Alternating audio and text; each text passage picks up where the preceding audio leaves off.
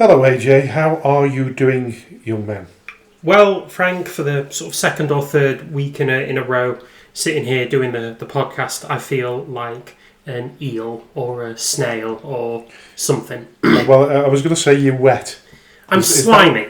You're slimy, yeah. Slimy, yes. So I ran here today. Yeah. Well, yeah, I'm glad you explained the reason why you're slimy is because you ran it, because slimy can be all sorts of connotations to that word. Yes, that's the word. Yeah. You're not a slimy person. We know Thank that. you. You know what I mean? Well, glad to hear it. To hear it. Listen, no doubt other people will have their own opinions. Yeah, some will disagree. Yeah, absolutely. Yeah. But no, so you've ran down, and you because we finished so late last week, you had to leave your bike here. I did because you didn't have a light on it. Yep. You're charging your light up now. Let's hope it's not faulty when you get going. It'll be fine. You're looking forward to that then? I am. So how long did it take you to run down here? Just a smidge under 55 minutes. 55 minutes? Yeah, normally it would take me a lot less than that, but I've not been very fit of late, so it's. So what is your mileage? Have you worked the mileage? It's just over 5 miles. It's about 5.2, 5.3 miles. Oh, it's not too bad. It's not too bad. There's undulating hills going on as well. It's not like it's a straight flat road between yours and mine. I mean, believe it or not, 5 years ago, I was doing 10Ks under 50 minutes, about 47 minutes, 48 minutes. Jesus. I know. How long? But, 5 years? How times change, yeah. 5 years? 5 years ago, yeah. How long have I known you now? Well, two and a half. Two and a half. Yeah. Yeah. Well, wow. what it was originally when I had my operation, which was about 11 years ago, I was told to stop running, but I started running again and probably done myself more harm than good in the end anyway. Well, you're an idiot. But yeah, I mean, I've obviously stopped now, you know what I mean? Yes, you have. But yeah, you are barely vertical. So my week got worse, didn't it? Mm-hmm. As you know. Yep. Listen. Yeah, well, let's talk about me first before we talk about you. Yeah. So, for anybody that doesn't know... It's his birthday! Yeah, it's definitely my birthday. So, I'm 59 years of age. Yes. I've cancelled it today, to be honest with you. I've been out for a spot of lunch this morning, this afternoon, I should say, but it's been a really, really busy day because, one, I had to go and look for cars today, so I've done that. Sounds great. This morning, this afternoon, I had to go and pick up all the personal effects from my old car because that's been written off, hasn't it now? Well, that's what I'm saying. It's been written off. So, my love affair with my car has ended. I'm extremely upset. Yeah. Yep, and he's just for show. He's got his personalised number plate. Sitting on one of his shelving units here in the recording studio. Oscar 05 Kilo Echo Mike. Work that one out for yourself. Ooh, scam! Yeah, there you go. So yeah, I managed to retrieve that off the old bed. Yeah, well, I think you have to, haven't you? You've got like a legal obligation to keep all your plates and stuff like that. Yeah, I also took the dash cam off. Well, I didn't. The Valley Group took it off for me. Thankfully, some bloke there really kindly took it off. Well, all the wires and everything like that. Well, not the wires that have gone into the lower end, but those that are sort of attached. Yeah, of course, and the actual cameras. So I'm gonna have to recycle it. Cost a fair few bob, so you get it into the new car when I get the new car. £100 to just have it installed. You need a wire. But it's £100 from Halfords to just have it installed. Oh, well, I spoke to the salesman today and he said it's dead cheap. Well, I think that depends on your definition. So the wire that the big wire that I've got is all intact, so I've got all of that bit. It's just the last bit, I think. Oh, God, you've done well then. Because I had to leave my big wire in my old car, so I need to buy a new one of those and then have it installed. So I'm looking at a bit more than that. But yeah, so you've had a bit of lunch, you've retrieved your personal effects from your old car. What else has happened? Well, I'm really disappointed that my car's been written off, first of all. So I'm trying to explain to Rowena the need to get a car when she's running around in a 20-year-old banger. Yes, of course. She doesn't quite understand. Well, no, it's not a banger. Listen, let's be honest about it. It's a Toyota Corolla, so it is one of the most popular and most well-sold cars in all of motoring history. But the worst one is she's seen the new version, the 2026 GT Sport version of it today in the showroom, and she's like, she said, I've fallen in love. But I mean, I got my own back because, like I say, when I went to the yard to see my car. Or before that, wasn't it? Which way around was it? Yeah, that was the other way around. I did say to them that I'm really desperately sad that I have to part ways with the love of my life. And she wasn't thrilled with that one, was she? No. So I mean, the point of what I'm making is that I didn't actually think it was going to get written off. No. People kept saying to me, "We'll get written off. We'll get written off." Yeah. So when I spoke to the bloke, I spoke to a woman the day before, and she explained to me why it had been written off. Mm-hmm. So the bumper needed replacing, the two doors on the near side needed replacing, but beyond that, if you open the doors, the frame of itself was bent. Yeah. And I didn't realise. So she said to me, "Did you actually open the door?" I said I was too scared of opening the door in case I could close it again, so I didn't. So I opened it up when I was there, and I could see why. They reckon it's going to cost about £15,000 to repair. So it's £15,000. Yeah, you can reclaim it on a Q plate. I think it's called. You can, yeah. And if you do that, you can get it done cheaper.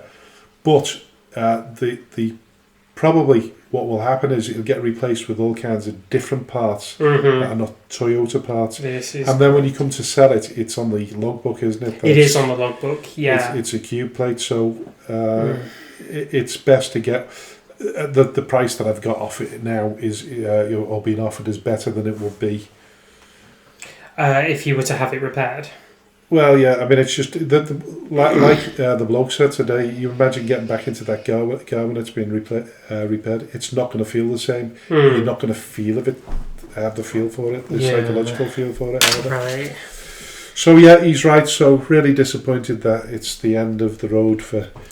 Because I didn't really want a new car. Well, I love the car. It was an excellent car. I love driving it. It's just a beautiful car. The RAV4s, I can't rate them highly enough. Do you like your cars two? are so expensive. Yes, they are. I'm afraid so. Ridiculously expensive. I know firsthand at the minute. Yeah, it's a bad time to try and buy a car.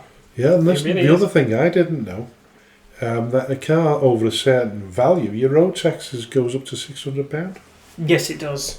I never knew that. I must have been. And that happened about 6 years ago, just after I got that car. Yeah, I think it's any car that's over. Is it 40,000? I think it. Yeah, anything over 40,000 is sort of 600 quid. I think the median range is about 275. A year? Yeah, I think it depends on whether it's one of them gas guzzling things. Yeah, exactly. Yes, or the age of it as well. So anything sort of before 2009, I think, is usually sort of a bit of a gas guzzler and uneconomically friendly.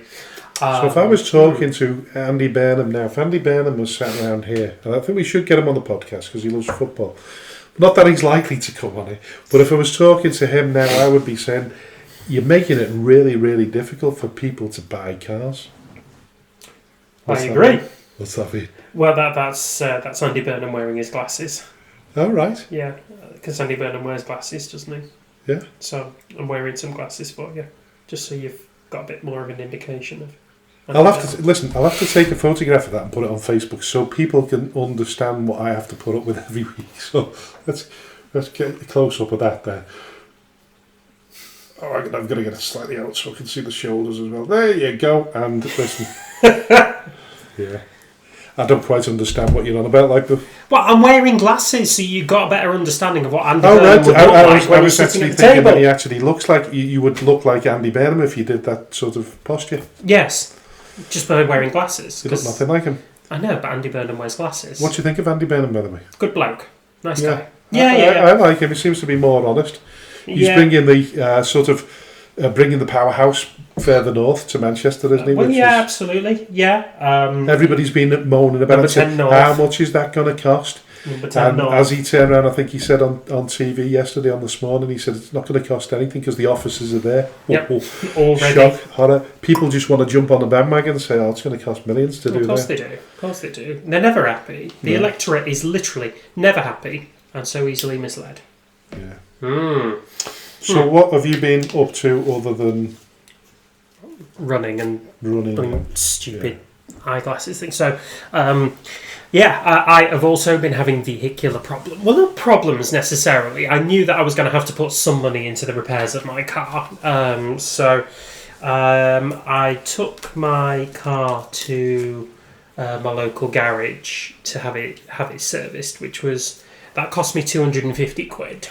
Because they need. That's what I'm saying. It's expensive. Oh, it gets worse. And then they said, look, there's the wheels are misaligned, and one of the bearings in the wheel area is busted, and it's making the tyre work overtime. So it's more denigrated than it normally would be. So we need to replace all that. And your washer bottle for your windscreen fluid is stuffed as well, so that'll need replacing too. Bloody hell. So I dropped that off yesterday morning, picked it up today, £500.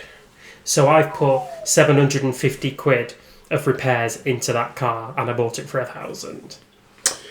But you know what? If you get a couple of years, 3-4 years out of that, it's money well spent, isn't it? It really is. Yeah. You keep on top of things now, like you say. You've got it serviced, so that's the first sort of right thing that you've done is make sure that it has a regular service. Well, this is it. Is that it didn't have one until the last service it had was about 2017 or something, when it was 4 or 5 years old. That's shocking by sort of mechanical standards. Its MOT wasn't too bad, but it needed servicing. It's a young man's thing, that isn't it? Not or young person's thing not to get a car serviced because they want to save money. You can understand because it's expensive, and of course, depending on which year it is, first, second, or third year, it goes up in price, doesn't it? Yeah, it does. So I'm assuming that was the second year service, was it, or what would be deemed a second year service?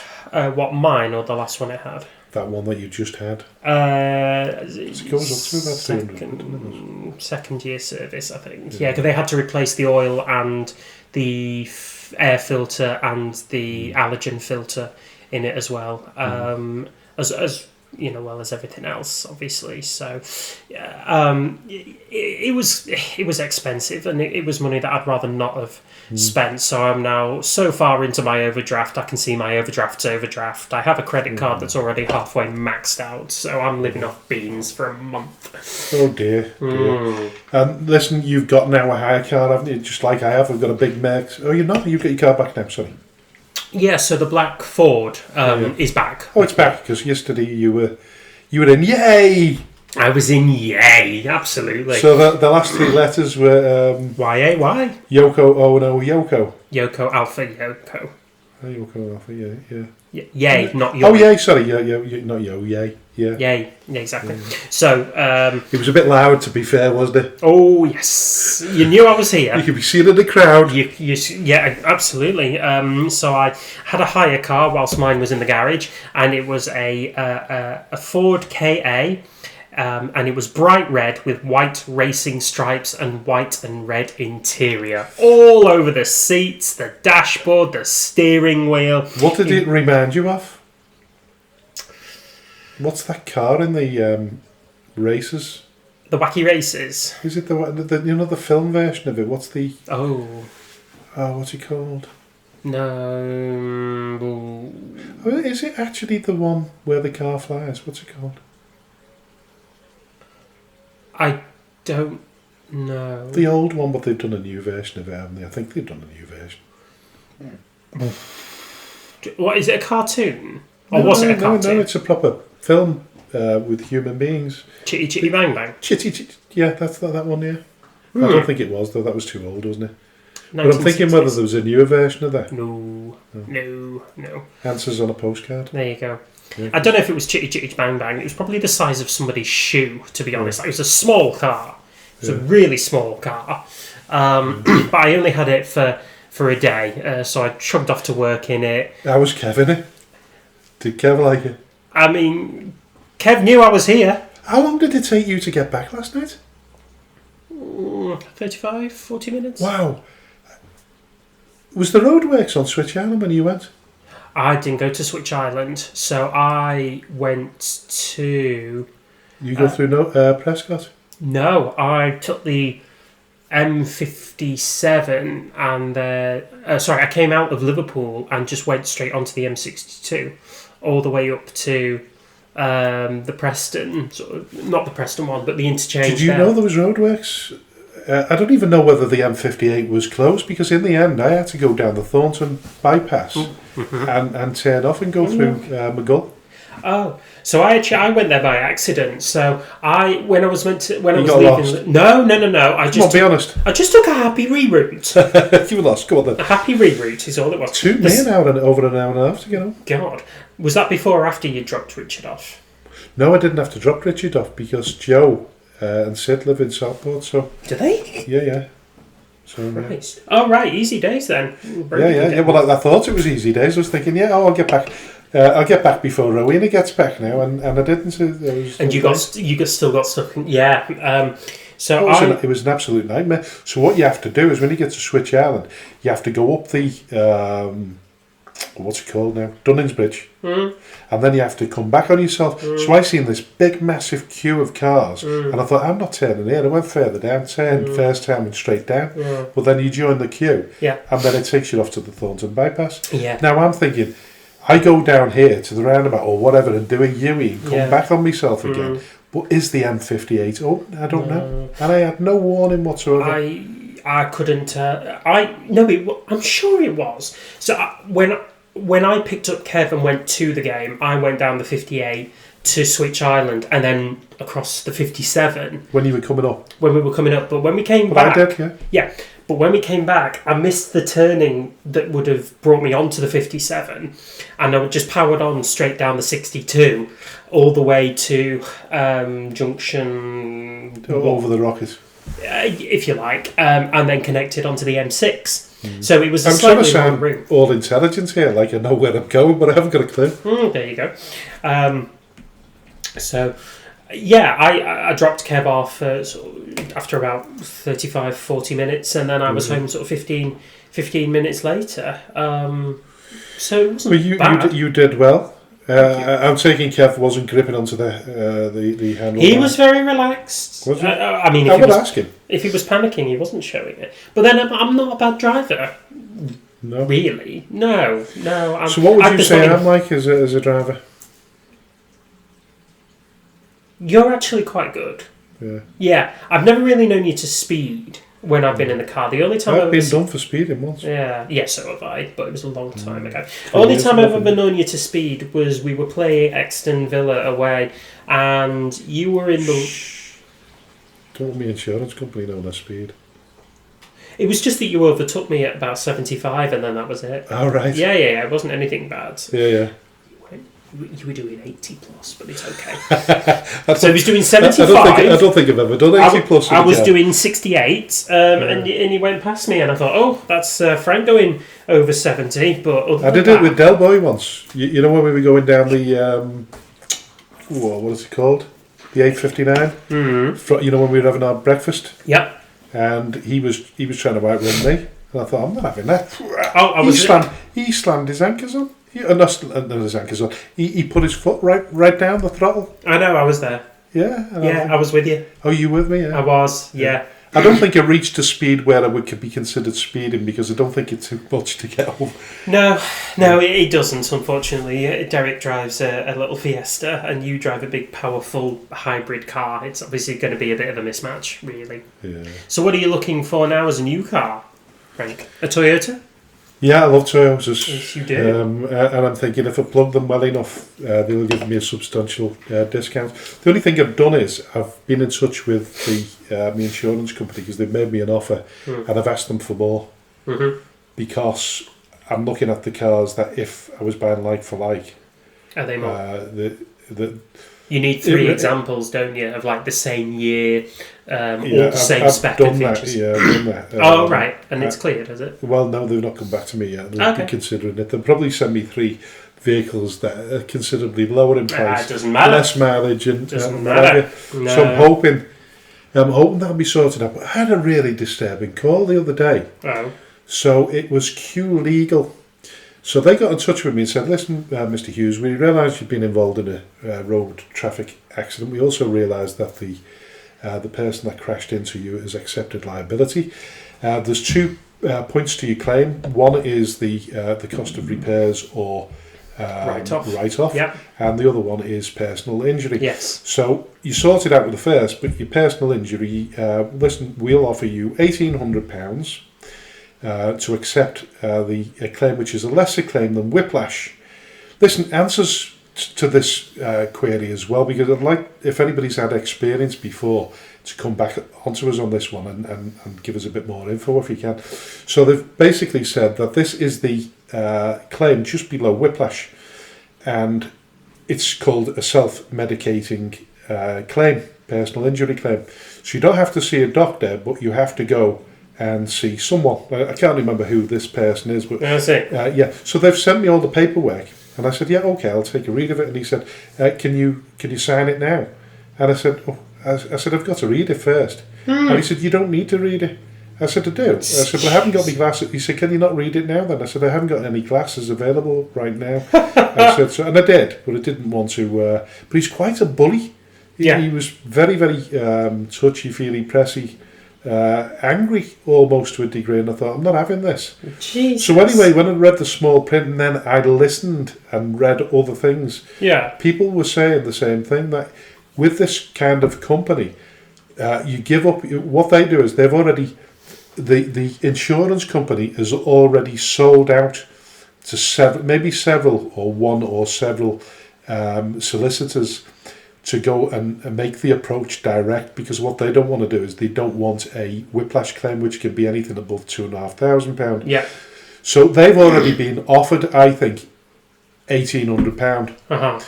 But if you look at the small print, then by the time that they've done it and they've settled all their own costs, I'd be lucky to get £180.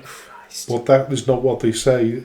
And they, like I say, pressure sales, trying to get me to sign it there and then. I said, no, I'm not signing it. God. I've had several emails since. I've had a few phone calls that I've deliberately ignored. Avoided. Because, listen, if I was to answer it now, I'd get into a real argument. But, listen, if anybody's had experience of this before, let me know. Let me know about it and explain to me what you did in the end, because it'd be interesting to know. It would be interesting. I don't like these pressure sales. No, but that's nasty. That. So that's that done. That's you. Damn. What have you been watching on telly? Because I've been watching something on telly. Aye. And it's on channel. It's on 5, not channel. It's in between watching really good episodes of Coronation Street and Emmerdale at the moment. You know what I mean? And your county-wide murders thing. I've put that. I've sort of shelved that at the moment while I watch a different kind of murder. So it's what's her name? Oh, I've forgotten her name now, but it'll find it in a minute. But what have you been watching? And I'll find out. So I've been watching Ambulance, predictably enough. Yes, it's a long one. Get a life. Shut up.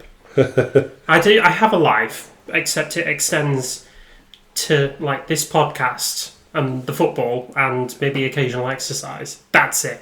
That's my life. Okay, Good. and my doggo. So I'm just trying to find out what this is called.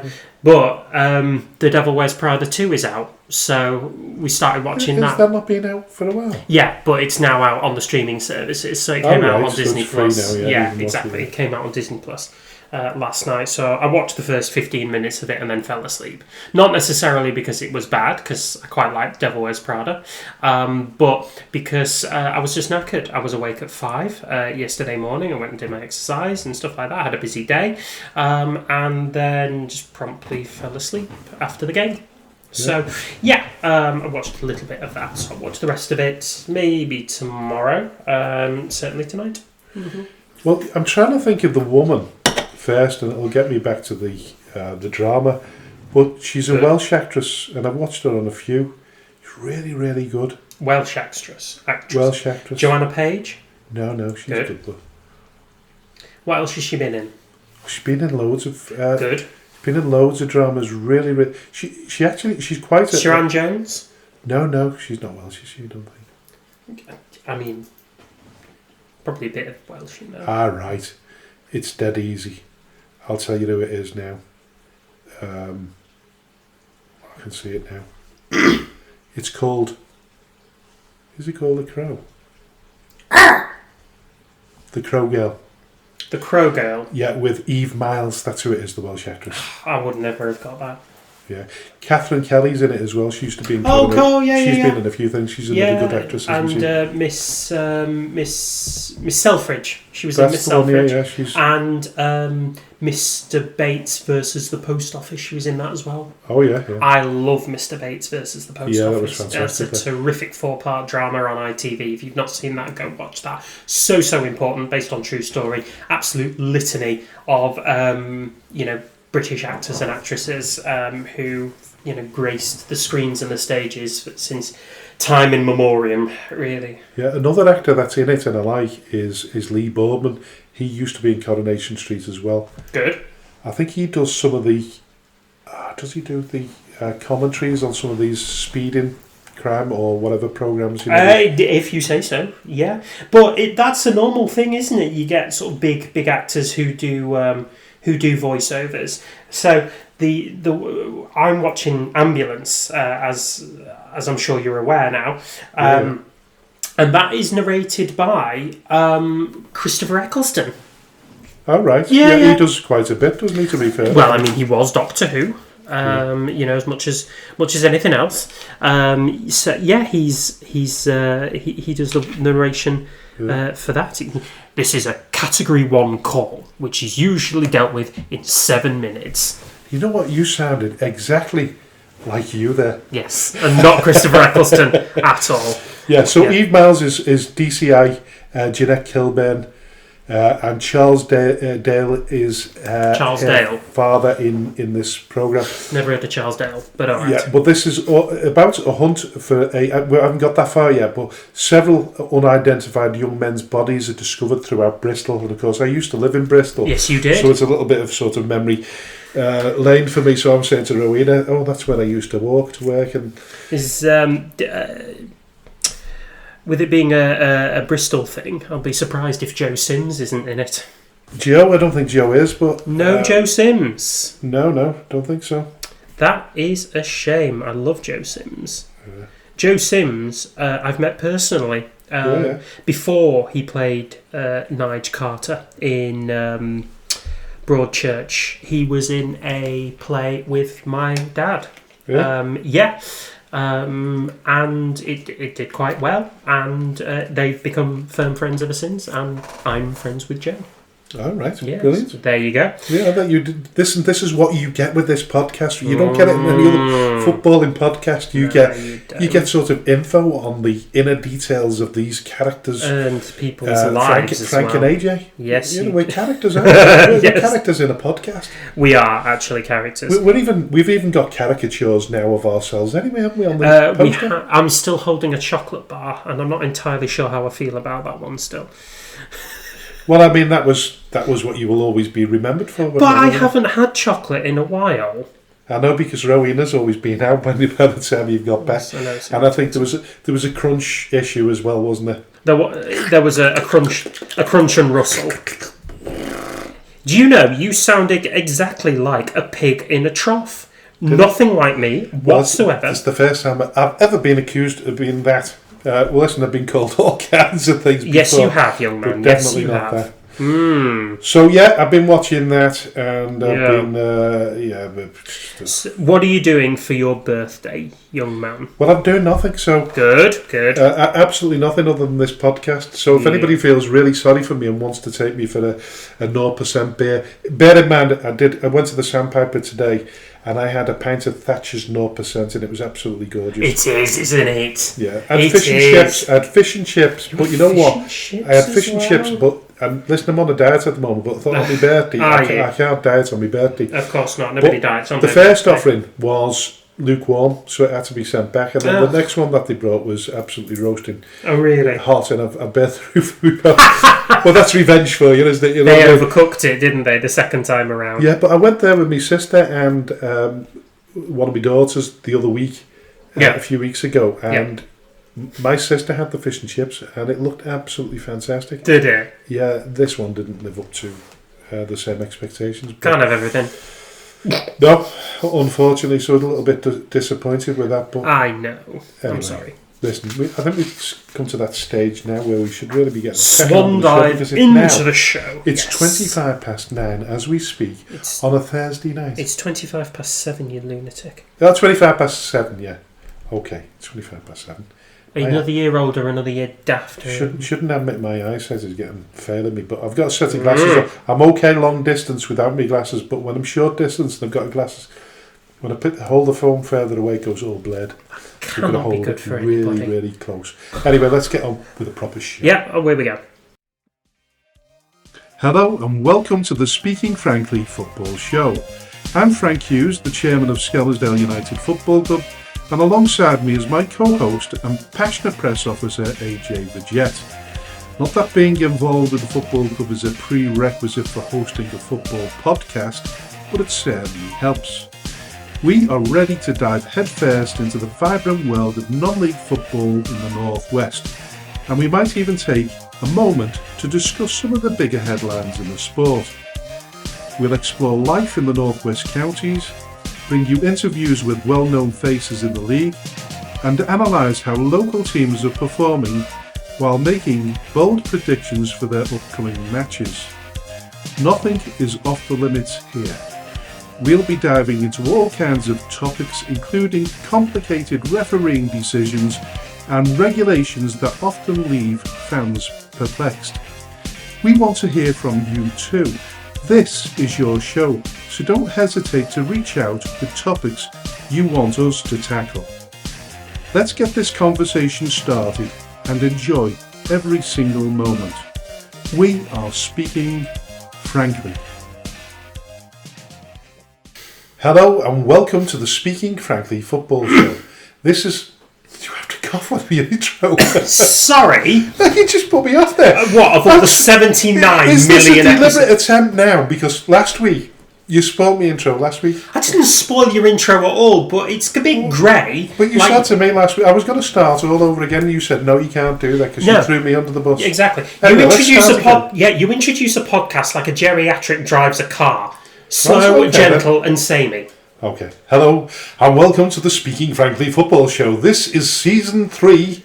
Is it Season 3? Yes. Yeah, Episode 5, and a warm welcome to the dulcet tones of AJ Vijet. So now you sound like a geriatric driving a supercar. Right. So I'll take that one as long as I'm driving a supercar. It's word for word exactly the same introduction, which is exactly the same as how a geriatric would drive a car. He's just driving something a little bit more I'll fancy. try a different intro then. Just work on that through the week. It's fine. Yeah, I'll work on a different one now. I'll just say. You don't have to work on a different one now. It's fine.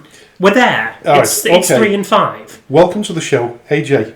It's Christmas Eve, Frank. It's Christmas Eve. For all non-league supporters of football across the Northwest, because the Northwest Counties Football League is back this weekend. So by the time all of you lovely people who continue to listen to us arguing like an old married couple, it will be the eve before the big kick-off. And we've got we're preparing for the first week of the Northwest Counties as much as what we possibly can. So we will go through the fixtures ahead this weekend. We'll also go through the signings and departures throughout the Northwest Counties teams who've been advertising it, like the DFS advertise sofa sales. We will look at the fallout between Droylsden and McGull after their disciplinary hearings were revealed this week, as well as it all kicking off at Widnes Town as well as Bellingham Town, although those things might be for very different reasons.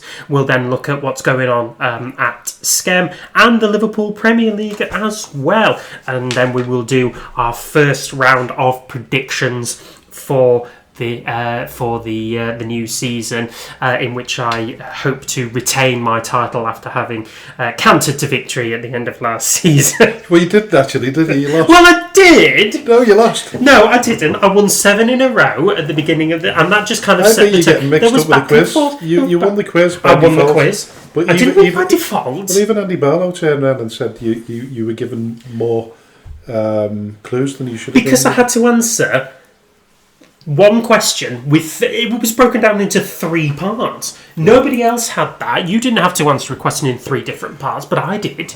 Okay, so do you know what? I'll take that win and also take the win on the on the predictions, because I was clearly the better one and the more consistent throughout the season, and I won. Anyway, all of that's in to come. But first, Frank, what's going on? Well, first of all, we would have had a guest on this week. We mentioned David Platt, the AFC the other one manager. Yeah, the other one. Yeah, a bit like John Barnes, wasn't it? We were going to have John Barnes on, but he left. So now we're going to go and try and get John Barnes on instead, aren't we? Yeah, the one who's got to hold it in and do it at the right time. Yeah, be slow and quick, and get to the line. Yeah, well, listen, no, that's the other thing we've got to announce, of course, isn't it? Announce at the end of the show is obviously it's already been. We've just announced it now. Yeah, we've announced it on the social media. We've announced it on social media, but we'll talk about it later. But so David Platt will be on the show next week.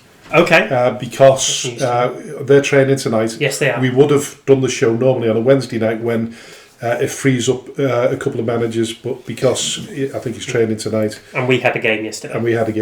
We couldn't do it. But listen, nevertheless, we'll get on with the Northwest Counties. Listen, we'll sort of blend this in with a few teams within the sort of Northwest area as well. So we won't be as specific, but we'll talk about the first silverware of the season, which has been won. The Northwest Counties Football League Premier Division champions for 2025-26 are Wythenshawe, won the league's annual Champions Cup 3-0 in a cagey game against defending Macron Cup champions AFC Liverpool on Saturday. Yeah, I think it's probably a result that we expected was going to go that way. Not necessarily because Wythenshawe were going to be the stronger team, but largely because AFC Liverpool's well-publicised rebuild is still in its mid-stages. So Wythenshawe, much more established team, established manager, squad, etc. I think they naturally held the advantage, and so it proved cantering to a 3-0 win against AFC Liverpool, which is a really decent kickstart as they prepare for life back in the Northern Premier League. So that happened, and a great start for Wythenshawe. But does it ask some questions about AFC Liverpool? Do you think? I think it's a difficult one for them, isn't it? Because nobody knows what's going on behind the scenes. We do know towards the end of last season that there wasn't a great deal of money there in the pot. They were struggling financially, as a lot of clubs will be. Ground sharing. You've got to make money through sponsorship deals, or otherwise are you looking for a pen? Oh, yeah. Yeah, there we go. There's a pen for you there. There is. There's 67 of them. I just need to know where I put. Yeah, there's thousands of them. You're right in front of your face. Yeah, but I had one 2 minutes ago and I've completely lost it. I've also lost a headphone as I was coming in. You've lost a headphone? Yeah, there's a headphone somewhere in your house. We'll need to look for that later. All right. Anyway, yes. So Wythenshawe won, but as for you've asked me the question. So yes. Can I finish the answer? Yeah, please. Yeah. So I think it's difficult because we know what happened last season. There was news of. The budget had been completely cut around about January, February. A lot of players were extremely loyal to Phil Stafford, and as a result they had a really good end of season, which culminated in winning the Macron Cup, as we just mentioned there. So a lot more difficult for them this time round. The new manager is, just remind me of his name, we need to get him on. Jack Edwards. He of Cheadletown and Pilks, yeah. Formerly of Pilks. Another club that sort of remarkably entered the mire. Yeah, just decided to drop out of the Northwest Counties altogether, which was a shock. Yeah. But listen, anyway, they did it. I think it's a difficult job, but I think if anyone's going to bring in, players decent players, it's going to be Jack with his connection. Absolutely. I would imagine. So Yeah. you can only wish. Listen, you want them to do well, but like I've said before, it's really, really difficult. What's up with the pen? No, I found it. Oh, you found it? Yeah. So what's really difficult? Forgotten that. Come on. Tell the people what's difficult for Jack Edwards and AFC Liverpool right now. Well, ground share.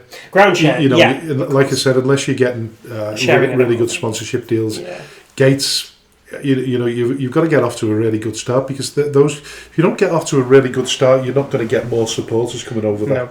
So they're ground sharing at, is it Bootle they're sharing at? That's Bootle. Yeah. That's quite an expensive proposition, isn't it? Do we know much about their pitch and whether it's going to be ready, by the way? No idea. Can you do a little bit of research while we're talking? While you were on. When I was talking. 100%. Yeah, so I think, like I say, it's going to be difficult for them, but you just wish them all the best, because they've done really, really well over the years, and we don't want to see AFC Liverpool go like the City of Liverpool, do we? God no, absolutely. City of Liverpool was really quite sad. You know, quite a groundbreaking thing. You know, yeah, it was the next sort of. It was the Scouse version of FC United in Manchester. It was in effect. In some ways, it was. Yeah.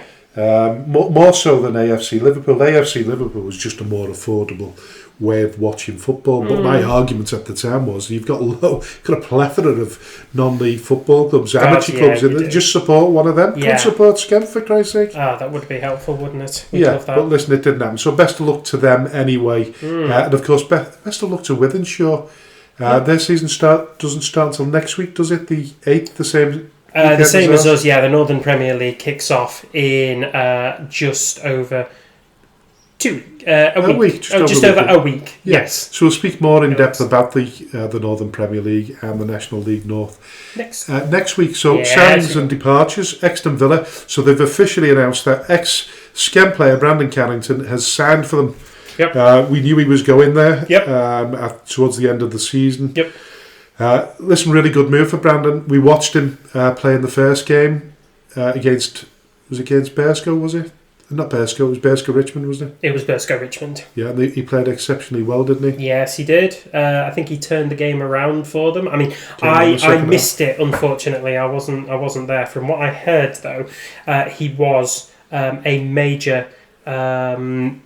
I watched it. He did, because I think Bersco were winning 2-0 at the time, weren't they? Did they win a 3-2, or was it on penalties again? Penalties, wasn't it? No. Oh no, that was the final. That was the final. So Exton won either 3-2 or 4-2 against Bersco Richmond there, for which I think Brandon was a Brandon major didn't play in the final, because I think he'd take it. I think he took a knock, didn't he? Yeah, exactly. Yeah, so that would have been a bit of a shame for him, but nonetheless, he's proven. He's shown glimpses of his talent. I think it was noted from Phil Stafford that he, had a major impact on the game when he did come on against Bersco Richmond, which says a lot about his potential, really, and I genuinely think he'll do really well there. Very talented family, of course, because Reece plays for us. Reece plays for us, really. Yeah.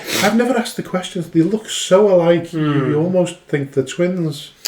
Brandon's older, I think. He? Yeah, I think Brandon is 23. Right. I think he's either 23 or 24. Reece is 20. Reece is exactly 20. Yeah. Anyway, best of luck to Brandon as he moves on to Exton Villa. Yeah, we'll try and get to watch them this season. Certainly will. So just going back to Bootle, they made an update. It was a couple of weeks ago now, just to update the pitch, that the soil had now been removed, levelled, and the taram and stone has been added and levelled in its place. Lots of deliveries of stone, and it's quickly being distributed across the pitch. I mean, I'm not any kind of groundsman whatsoever, but I assume that's a good thing. So they're just missing the soil, which needs to be popped back on, and the plastic or the turf or whatever it is that they're actually laying on the top of it. So the season's not going to be delayed? I don't think... Are AFC Liverpool playing this weekend? I don't think they will be, will they? They are, but they're away. Oh, they're away, yeah. Sorry, yeah, they're away. So that buys Bootle a week or so. Yeah, listen, absolutely. They can manage it a little bit, can't they, if they need to? So that's they'll sort of wing it out there. Just one more note on Exton Villa. It was yesterday they announced the signing of Liam Clegg from Garstang. Clegg was predominantly a midfielder during last season, but played a major role in Garstang's kind of late season surge of wins. If you like, he did finish the season as their top scorer as well. Is he related to any former guest that we've had on the programme before? Not that I'm aware of, no. Not that he's aware of now, if he is. Goodness me, we're just playing out a Jeremy Kyle session if we are. But yeah, Liam Clegg will also be joining Exton Villa after having signed from Garstang. So Matt Atherton reinforcing his midfield with two very quality midfielders. They're both capable of goal-scoring exploits. Are we going to review our predictions at the end of the programme then, yeah? Do you think we should? I think we should... Or should we stick by... We should certainly do it after the first 6 games. Oh, well, that's cheating, that. It's not cheating at all. It's an early season review. We'll have a think about that more. Listen, Nelson welcomed back Sefton Gonzalez. Striker Sefton rejoins after over 6 months away from football. Nelson are really, really pleased to have them back. Yeah. The manager, Aaron, has said the big man needs no introduction after 6 months away from the game. Seft spoke to us in the off-season that he's ready to get back to footy. He's used his time off to get very fit, probably the fittest I've ever seen him in years. He's a big asset to us and will add more than just goals. Yes, so Sefton Gonzalez and Nelson sort of go back quite a number of years. He played for Nelson against us when we were in the Counties Division 1 North 2 seasons ago, and has sort of bounced between Nelson and Clitheroe for the past couple of years, as Nelson prepared to debut in the Counties Premier Division. That is a very welcome addition of experience to a squad that probably needs some experience as they head into the Counties Premier Division for their season. So yeah, excellent addition for Nelson if he stays fit and if he stays, to be honest. So all fingers crossed for Nelson there. Yeah, and listen, best of luck to Aaron Ripley. His first game, big test for him. And we'll talk about it later. Yes, it is. Moving on to Remy. Peter Silcock, forward, who's joined up with the lads during pre-season. Getting sharper and sharper by session by session. Okay. He's scored goals his whole career, and he's a quality addition to the club, according to Remy. Remy doing particularly well in there. They are, yeah. Rebuild? Is it a rebuild? I don't know if it's a rebuild so much. I mean, there's players that we knew were going to be retained there. So obviously Mark Madden is a major one. The Trapasso Tully brothers as well. They've been retained by Remy as well. And they were undoubtedly going to have to make some additions there. They're in the Premier Division by virtue of a reprieve that came out of Pilkington resigning from the league. So yeah, I think it was important, and Steve Scott will have known that it was important to bolster his squad where he felt necessary in order to minimise their chances of being dragged into a relegation battle again. So Peter Silcock is one of the players that's joined. But to kind of go through a bit of a list there, Jack Colburn has been confirmed as joining earlier on this week. Cam Taylor has had an excellent pre-season, scoring goals quite constantly. Luke Kelly has come in as a coach. He's replacing Matty Henderson, who left at the end of last season.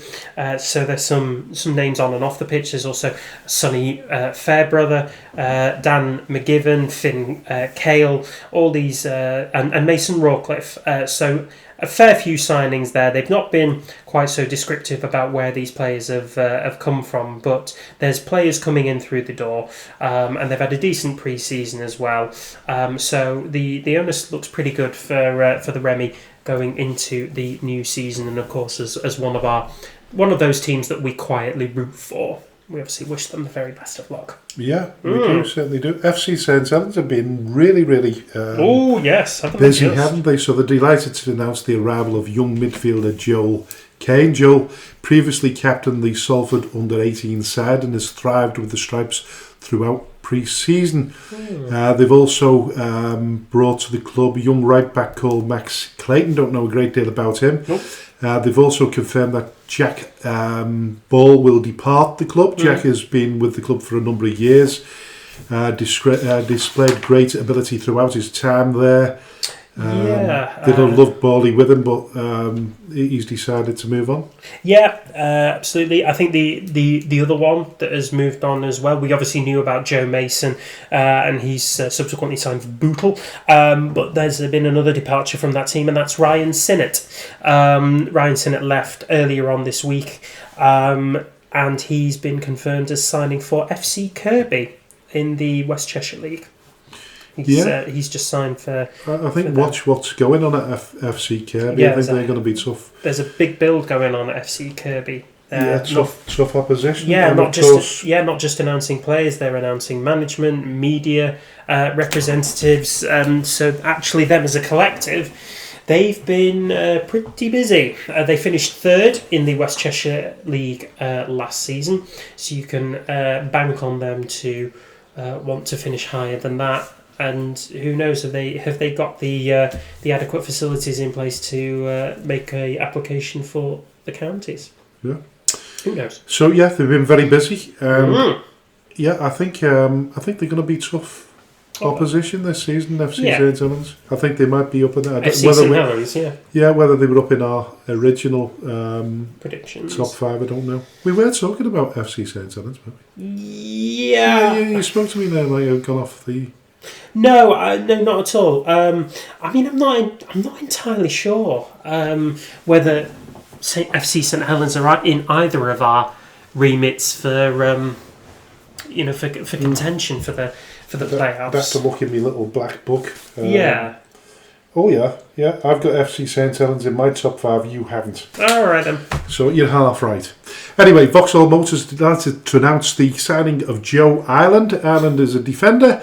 Has impressed the Motors in trial in pre-season, and they're delighted to say that he's committed to Vauxhall for the season. Good. Yeah.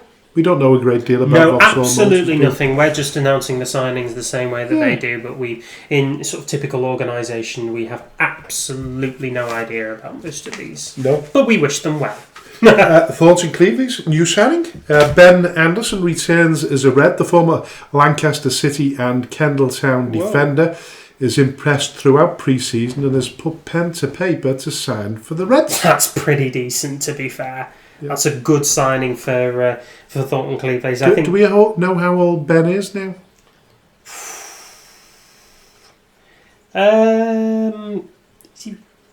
Is he early 30s? No idea. That's why I'm asking you. Good. I couldn't tell. I think I mentioned it last week, didn't I? I like Thornton Cleveland's. I like going there. I've only been there once, but I loved going. Gamble Road. I've never been, me. Yeah. I wasn't there for. We'll go there this season. Hey, there we go. That'd be a great little venture in there.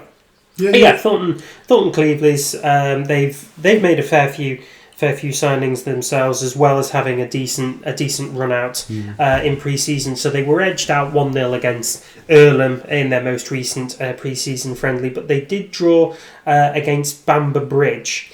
earlier on. I think we mentioned this in last week's show, didn't we? Yeah, I think we did. Yeah, Ben Reeder has come back. He was at Exton Villa for a fair few seasons, but he's now back. This is for those of you who didn't tune in last week. No, and obviously we've talked about the signings of Kieran Shaw and that other guy from Joe FC Robinson, Blackpool. Josh Winder, and Jacob Gregory. Jacob Gregory, that's the one I was thinking of. So they've done. Yeah, they made a few signings, and it's an honest football club. I love honest football clubs, and you just want them to do well. Of course you do. Yeah, they're one of those teams that we just. I don't necessarily say that we root for, but we're always pleased that a team like that does well. I want to talk about Chadderton. So Chadderton we talked a little bit about last week, but they've been making signings like no tomorrow. Or when I say that, they've been making statement signings. Okay, yeah. So we already talked about a couple of them that they've signed. So they've signed Darren McKnight from Cheadletown. Ollie Ford's come in from Sandbach United. Jordan Lazenbury had a spell at Bury, but he's probably best remembered for his time at West Didsbury and Chorlton. Luke Barlow has come in after having left Rami at the end of last season, and they just announced the signing of the FA Cup's top scorer from last season, Liam Atkinson, who comes in from Longridge Town. He's now playing for Chadderton for this season. So I think Chadderton are making a bit of a statement for now. Obviously, after the departures of Benito Lowe and Lewis Burton. Shock. Did we mention? Did we mention last week that he'd gone to Avro? Benito. We were about to. It's further down the script, young man. Is it? All right, we'll mention that later on then. So moving on to Asheville, I think. Yeah, Asheville have appointed Scott Howther as first team manager. Josh Waters will join him as assistant. Yeah, absolutely. So Asheville had recently announced the departure of their manager from last season, and indeed the last couple of seasons, whose name escapes me. So has Asheville have they been sort of sidestepped to the north? Were they in the south last Yes, season? they were. One Yeah, of the so teams that they've were in the been. south. Yeah, so they've been. Laterally Can I moved. just ask the question? If laterally moved, that's the word I was looking for. But if you're in the south division and then you are laterally moved over to the north, are you more bothered because it's a tougher division? I mean, we assume it's a tougher division.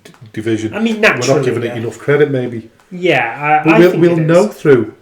To be perfectly honest with you, with Runcorn Town, when they're moving over to the Midlands League, aren't they? Yes, they are. Yeah, they're not the first one to do it from the south. Market Drayton Town, and not Market Drayton. You tend to know how good they are by when they move up to that higher level, don't you? Yeah, I think so. Whether they can hack it in that division. Yeah, I think generally speaking, the notion is that Division 1 North is a little bit more competitive than Division 1, the Division 1 South. But I think this will be the first time that we've really seen the transition over from one to the other. Nobody's really moved laterally since I've been here from Division 1 North to South or vice versa. But now Asheville and Camel Laird will both have that opportunity. Droylsden were originally, weren't they? I think that's before your time. Yeah, so they were in the south. Bloody hell. I think they were laterally moved. That's ridiculous. They're East Manchester.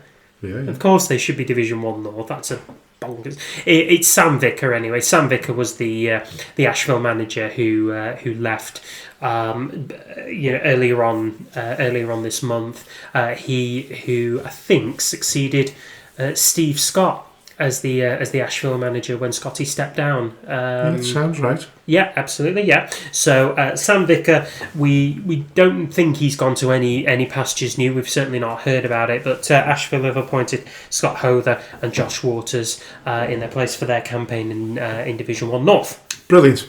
He's hungry. He's ambitious, and he fits the exact profile of a character we want in our dressing room. Oh, thank you. So that's Bittle's manager. I'm always hungry, to be fair. That's Bittle manager Alan Morgan speaks very, very highly of their new goalkeeper Joe Mason. and the strength in depth that he'll bring between the sticks. Yeah, so Joe Mason, we talked about earlier on this episode, having an outstanding few seasons for FC St Helens before moving on to pastures new with Bootle now, who Northern Premier League West comfortably challenged for playoffs, before just slipping away at the end of last season. Maybe with Joe between the sticks, they'll find that extra push, but that's a real good challenge for Joe Mason to show his own quality at a higher level. We obviously wish him all the best there. Yeah, well, I was at the Bearscough friendly against Bootle on Tuesday night. Yes, you were. Thoroughly enjoyable game. Bearscough came out on top, 2-1. Wow. Caleb Jones is just absolutely fantastic. What a player. All right. I mean, I've seen him a few times, but he's just... Yeah. And there's a player within the Bootle team, and I don't know whether you remember him, but I'm sure he was there when we watched them against Clitheroe at Clitheroe towards the end of last season. He might well have got a similar haircut, but it's really, really blonde hair. Okay. And he looks like the other fella from Chelsea. What's his name? Cucurella, yeah. Who plays for Real Madrid now. Oh, has he gone to Real Madrid? Yeah. Cucurella, not Caleb Jones. Yeah, but much lighter hairdo, but looks absolutely fantastic. All right. I think Bootle got into the game the longer the game went on, but they just couldn't break down the Bearscough defence. That's what Stafford's all about, isn't he? Yeah. He takes control of the game and then just squeezes the life out of them for trying to get back into it themselves. And I know he won't thank me, Staffo, because he told me off, didn't he? He told us both for singing the praises. Yeah, he told us both off. So Staffo, you should have won by more, mate. What are you doing? Yeah. Jay, have a word. Listen, best of luck at the weekend anyway. Avro, they're delighted to confirm the signing of Benito Lowe. So he's back at the Row. More signings to be announced, apparently. They've also confirmed that Abu Bakar Muhammad. Abu Baker. Bakar. No, you say Baker, it's Bakar. It's Promenade. It's Abu Bakar. Okay, all right. Abu Bakar Mohammed has joined the club for the 26-27 season. They've also confirmed that Jacob Holland Wilkinson has joined the club. Also, after his departure from Ramsbottom, Luke Thompson has joined the club for the season as well as their new keeper. Wow. So yeah, the surprise really, because we mentioned it there at the top of the show, is that Benito Lowe didn't, as we expected, on a £450 a week wage, end up at Flixton. Yeah, absolutely. Maybe they've run out of money. Came as a double act. I thought they did come as a double act, but apparently not. So they'll have to deal with the separation anxiety from each of the three. Like I'm doing with my car. If you say so, yeah. With Burn taking a step down to go and play Division 1 North football at Flixton, Lowe has jumped up 2 leagues to join Avro as they embark on I'm sure what will be a thoroughly adventurous season in the Northern Premier League Premier Division. Yeah, I love watching Benito. I love watching when he's scoring. I love watching Lewis Bairn as well. Yeah. But hey. Yeah, it's an amazing combination, and we'll see how well they do for themselves, although I'm sure they'll have a hell of a season between them, really. It's not like either of them are without quality and support, to be honest. We've seen the kind of lineup that Flixton have been demonstrating this season, and I'm sure that Avro will come out with some serious quality in their introduction into the Northern Premier. Yeah, and you know who I really feel as though will give a real big push to Flixton in Division 1 North? Muggle. Oh, decent. I'm hearing all kinds of really good things about that team at the moment. I could have told you that. And they've added an awful lot of strength. Yeah, but listen, I'm not being funny or nothing. Oh, well, I am being funny. Let's see. Yeah. Oh, okay, you've got McGull in the. You've got McGull in the playoffs as well, so I'll let you know for that one. Yeah. So then, listen, delighted to announce McGull, of course, that they've signed Harry Long. Oh no, they've retained him from last season, which is really, really good. So Harry is a current youth team player who's been playing pre-season and stepping up to senior football. That's a huge statement, isn't that? To actually make the statement about a young and transitioning from youth team into full senior football, that's a ballsy move by anybody's media team, really. So, are we expecting big things from Harry Long? Who knows? Listen, we've seen loads of exciting players that have made their bow in teams before, and they've hit the ground running. If you remember a couple of seasons ago when we had, what's his name? Oh God, I know who you're talking about. Renato Gomez. Yeah, Renato Gomez. What an exciting player he was. He certainly was. He went to Southport, done a bit of bench warming. Yeah. I think he went briefly to City of Liverpool out on loan. Didn't do anything there. As far as I know, now he's over in Sweden somewhere. What a waste of talent! Well, I'm saying a waste of talent. He might be. He might bring in the Swedish football to light. He might be. He could be. I couldn't tell you for absolute certain, but maybe he is. Yeah. So listen, what he's described as an energetic forward who's scored some great goals in pre-season. So if he's scoring them, they've played some decent teams as well, haven't they? God, yeah. So also they've signed Daniel Clark. Daniel is another young, energetic player, albeit a defender with bags of ability, and fits into the DNA of McGull. Sure. Alex Farrelly is also signed for McGull. A couple of seasons ago, I think he was with McGull. Since had a good spell at Bootle, and they've retained Sam Lawrenson as well. What are we looking at here? Do we think they could actually a surprise package to win that division, or are we still saying Flixton now? Well, listen, we'll come to that at the end, but I've got a good feeling about McGull this season. Do you know? Yeah, I've got a really good feeling. Yeah, so have I. I mean, I had one from last season.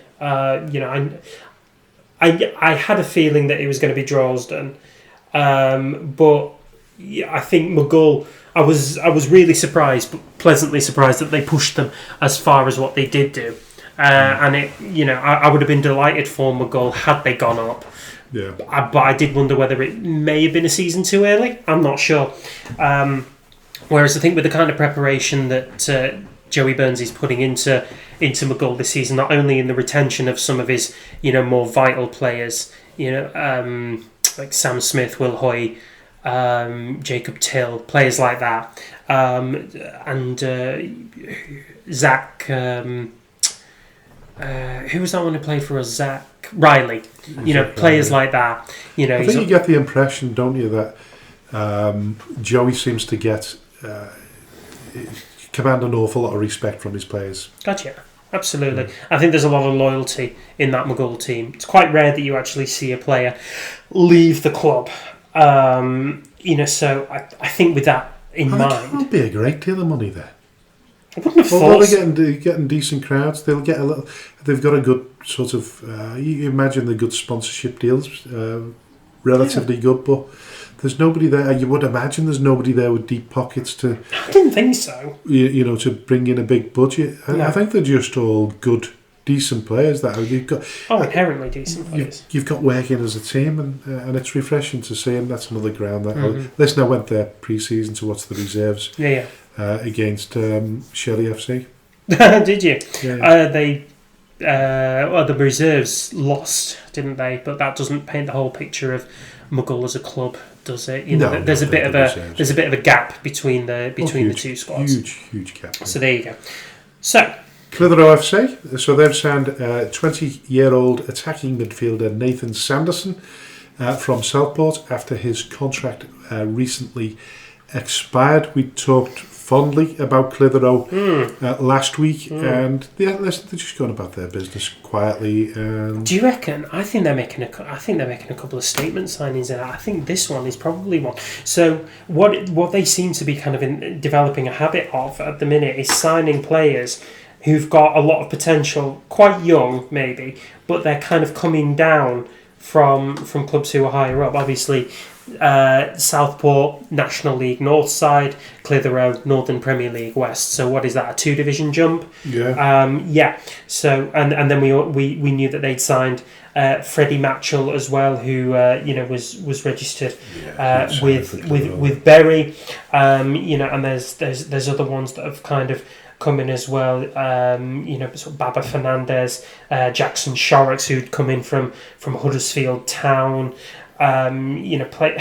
Players like that, in effect, really, who I think are part of a serious, what would you call it, like a serious push for Clitheroe to kind of... Yeah, the only thing about Clitheroe is, we said it last season, didn't we? They cut the budget before. Was it before the season that started? They had a change in management as well. Yeah. So it was the season that we started doing this podcast. Yeah. It was quite early on in that, when Clitheroe announced that the budget would be cut. Sean McConville was coming in, and he'd have not an awful lot to work with, to be honest, but he's managed to kind of stabilise it. But I think now he's starting to make moves to push Clitheroe into a better position. So last season they finished around 13th or 12th in the table. So domestically speaking, it wasn't a great show from Clitheroe. Obviously, they had that really good FA Trophy run, but now they're signing players who've been on the books at Premier League professional clubs. Nathan Sanderson was on the books at Wigan Athletic before going to Southport as well, so he's got some pedigree about him, even though he's still quite young and still learning the trade. I think these are really good moves from Clitheroe. I'm expecting a lot for them this season. Obviously, rooting for them very heavily as well. I think they'll do some serious bits there, and I really want them to. And we'll get to watch them again next season. I would love to go and watch them. And I promise to take you there again. New Mills, Rammy, and Thornton Cleveley's now. Yeah, we'll go to Thornton Cleveley's again, because you've not been there. So I've not. I've got to take you there. Yeah, so look for a pie pint and a pin badge at all of those places. Yeah. So listen, Main Road are delighted to welcome. Now listen, I'm going to have a stab at this, right? And tell me whether it's the right pronunciation. So... Liam Depassoir Mike and Stephen Shiel, SAS. They've announced them as their new first team management team. I didn't know they were still searching for a management team. Did you at this late stage? And they've not really publicised it that much. I mean, they've not got a very active social media, to be honest. Is this the same club that was looking for members? And the chairman. Yeah, exactly. It was, but apparently they've got a new management team in place. I don't think I was aware that the old one had left, to be perfectly honest with you. But obviously, some kind of changes needed to come about after quite a difficult showing last season, and obviously they were reprieved from relegation by virtue of Pilkington folding. Yeah, listen, it's. Like you say, you want the likes of Main Road to... Were they the ones that got the reprieve, were they? Yeah, so Main Road got the reprieve from having finished bottom of I apologise if I'm not listening. Counties Division 1 North. That's perfectly fine. Yeah. So good luck to them. They got a reprieve, and now they have a new management team in place, and it's going to be a bit of a rebuild. It's going to be a serious rebuild for them, because they were, quite a disappointing side on the pitch. Not particularly well supported or well backed off of it either. We went... The scene of your greatest moment. Scene of one of my... I don't know if it was my greatest moment, but it's the most exciting. It was probably one that, has been context shown to on this, TV. You were the official photographer on that particular day. I was. We were drawing 1-1 and we scored a last-ditch... a winner. We did. And you had a pylon, didn't you? Yeah. Yes, I jumped the fence, charged the pitch, and got involved with the pylon as well.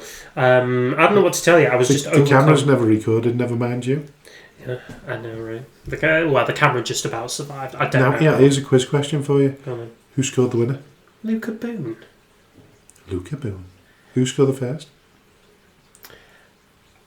Jack Grimshaw. Yeah, it was a great day, that wasn't it? It was a very good day, that. We didn't have many of them, did we? Anyway, we had two. Let's move on to controversial corner. Yes. So we don't normally feature Football League clubs, but we have a little bit of a soft spot, or certainly I do. You do, don't you? With York City. So this is the club statement. York City Football Club can confirm that Stuart Maynard will be leaving his role as first team manager with immediate effect. So he's already left. I don't know why they say they will be leaving, but he's already left. This has not been an easy decision. It's not one the board has taken lightly. Ultimately, it comes down to a difference in direction and a vision for the football club. We recognise that from outside, this may look like a strange or difficult decision to understand, but we believe that in the long term, the football club will be in a stronger position because of it. Another step towards the vision we as custodians of this club believe will deliver sustained success. Like every one of you, we love this football club and we would never make a decision we didn't believe was in the best long-term interest. We hope our track record of improving year on year has earned us a degree of trust, and we understand that not everybody will agree or fully understand this decision straight away. We would like to thank Stuart for his contribution towards York City and wish him all the best for the future. So since then, they've appointed Scott Lindsay. Now, Lindsay's been, he was reappointed as the Crawley manager in March 25. Lindsay signed a contract, believe it or not, until 2028, but he was sacked just over a year later on March the 22nd after a 10-match winless streak, leaving Crawley 1 point and 2 places above the League 2 relegation places. Do you think that's huge gamble? Huge gamble. Massive. Big mistake. They attract an awful lot of controversy, don't they, the new owners of York?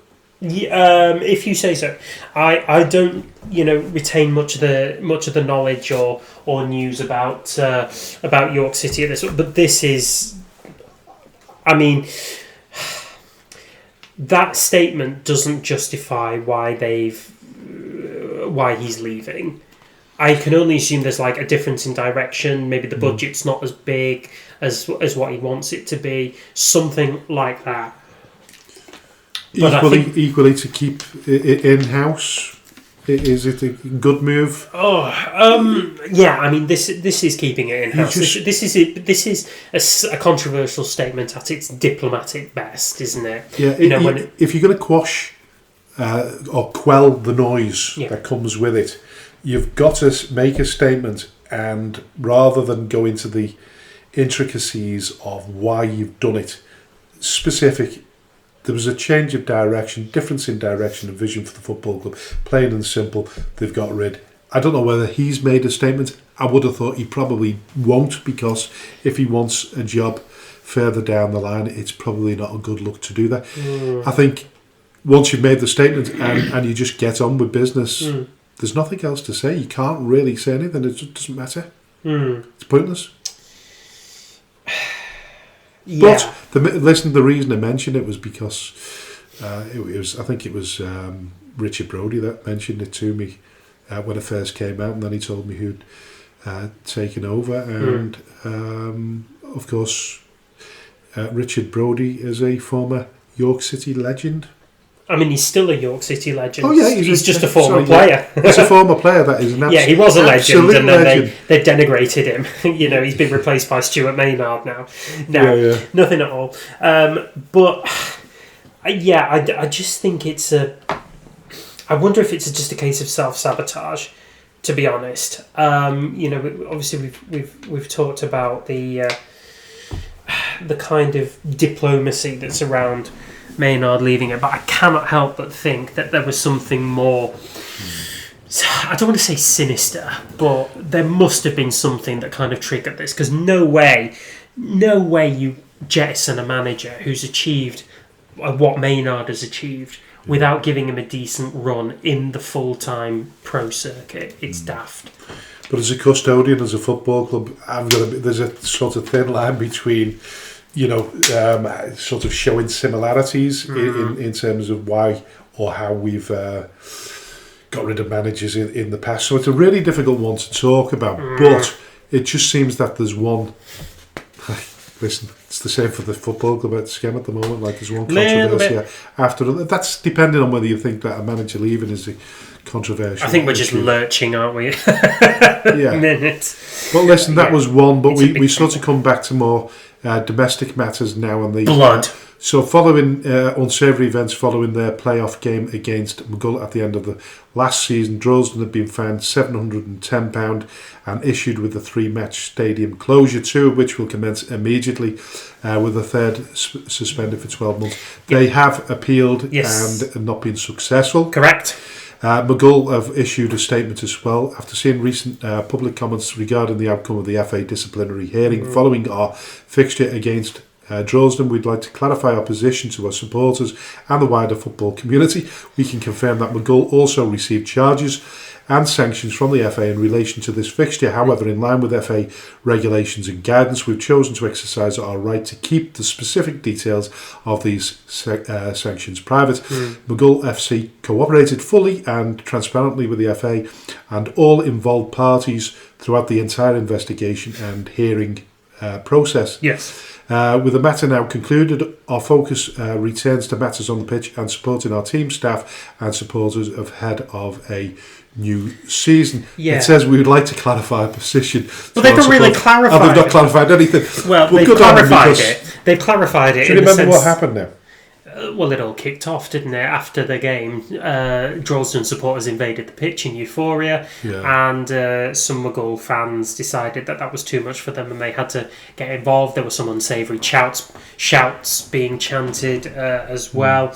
I don't think anybody was arrested, but it was a bit nasty. It soured a very, very successful moment for both teams, but particularly for Droylsden. Not the kind of thing that we want to see at this level, unfortunately.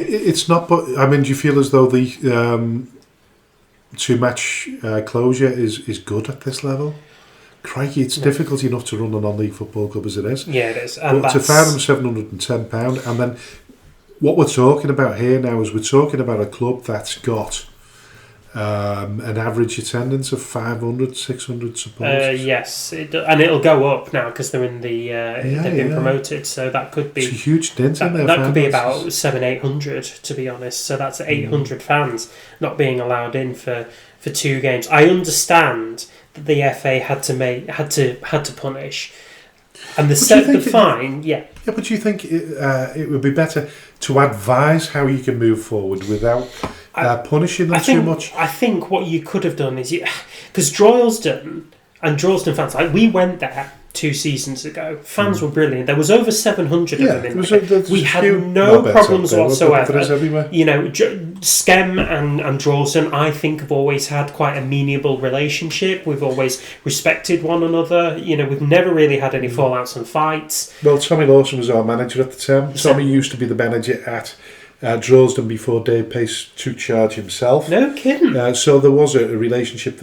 Listen, what I said is that there's 1 or 2 knobheads there, but there always is somewhere, isn't there? You get 1 or 2 and they give the impression that that's the same for everyone. It doesn't account for everyone. Dave Pace is doing a fantastic job there. He's ploughed an awful lot of money into that football club. And this is just like a stab in the back. I would say that if arguably you investigated this and you said, well, you didn't have enough stewards or you didn't cordon areas off, what's it called now when you section it? Segregate. But you know what? When you're playing Mugull, it's not a game, it's not a... I know it's Scouse versus Mank attitude, isn't it? But you don't expect... Mugull are very nice people, they're very... But most of the people at Droylsden are really good and well behaved as well. That's like expecting us to be segregated against Main Road. You know, down at this level, I don't think it mattered that much. I understand that given the size of the spectacle and the kind of the ramifications that occurred, 100% you'd want to have some more extra stewards there and kind of reminding fans of their own responsibilities and their own safety and things like that. I'd have upped the fine. I'd up the fine to about £1,000. Yeah. And I'd have said to them... I'd have suspended that. Yeah, suspended that for well, no, Yeah, I'd have suspended both of them. I'd have said, right, okay, it's £1,000 fine. It's a 3-match stadium closure. Suspended. All suspended. Never mind the one game for 12 months. Droylsden have had previous good conduct, haven't they? They've never really got into trouble in the last few years. I've not heard of anything. Exactly. No, we never have done. They're a very passionate bunch of fans, and they'll tell you that till the cows come home. But I've never seen them get violent at any other games. Never. So I think this is a overreaction. Draconian. It is a very draconian statement by the FA in an attempt to make an example of two teams who's conducted the game really well, played out a magnificent game of football that's been spoiled by like a 10% majority. Well, you remember when Lancaster hosted Macclesfield, and there was a bit of a set to with that. I can't remember any stadium closures for that. Can you? No, there wasn't a stadium closure. I think there was enforced segregation, but there wasn't stadium closures. Because that really kicked off, didn't it? According to the videos. I think there was. I don't know. I wonder whether the Avro game.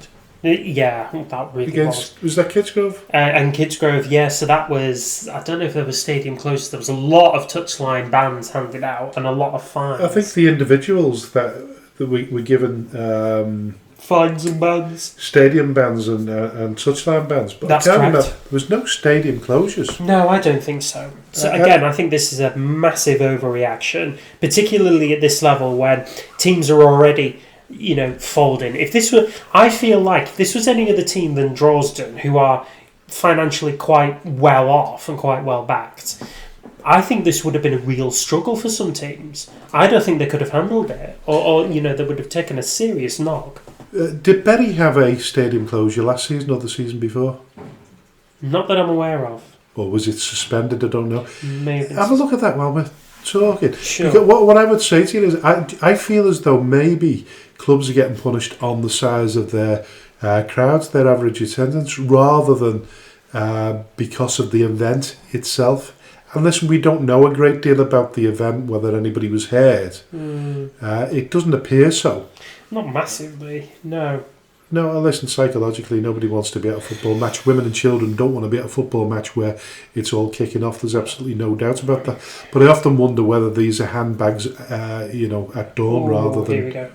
So Bury received a 2-match full stadium closure, £350 fine, and an independent appeal dismissed following discriminatory fan behaviour in a fixture against West Didsbury and Chorlton in 2023, in which discriminatory, racist and homophobic language was used by supporters. So 2-match stadium closure, £350 fine. Irritating. Because, you can see where the two clubs' punishments differ, and you can see why. But is there like you say, is there a consensus of opinion now, because they're well supported, as are Bury, that they make an example of them? Yeah. Because, listen, it could get worse, because the bigger crowd you've got, the worse it could become. 100%. It's like Lancaster versus Macclesfield, that, huge crowd there, potential for, big... But you know what? What can you do with the stewards? Stewards are only there to sort of direct, form a line and tell you to get off or stay off. Yeah. But apart from that, you can't be. No, you can't be giving stewards directions in Krav Maga and giving them pepper spray and handcuffs. No, none of that. Stewards aren't there to break up fights. If you're thinking that there's some kind of violence, what's going to kick off? You segregate. You bring the police in. Yeah. You cannot ask volunteers to risk their own life and safety. The likes of Bury do have paid stewards, don't they? That cost them an awful lot of money. About $3 or $4 a game. I think maybe Droylsden do, or if they don't, they're certainly volunteers anyway. Yeah. Like you say, if they're volunteers, you can't expect them to be doing anything. No, of course. Physical, but then you can't. What can you do anyway? You're not really allowed to touch people that are sort of invading space, because it's trespass. Well, is it trespass? No, it's become. If you go onto somebody's garden, it's trespass, isn't it? If you go into their garden. Of course. But I suppose now, if you invade on a pitch, that is a criminal rather than a civil matter. Yeah, I think Yeah. so. Yeah, it's But in essence, you're doing the same thing. You're going on breaking an entry. You're breaking an entrance garden. But yeah, listen, there's obviously a sort of serious point to it. But I just think, I just think if their crowds were, I think if this was at McGull's and it was McGull versus Skem, we wouldn't be looking at this. No, I don't think so. Again, I think we've got a good relationship with McGull for one, and I think.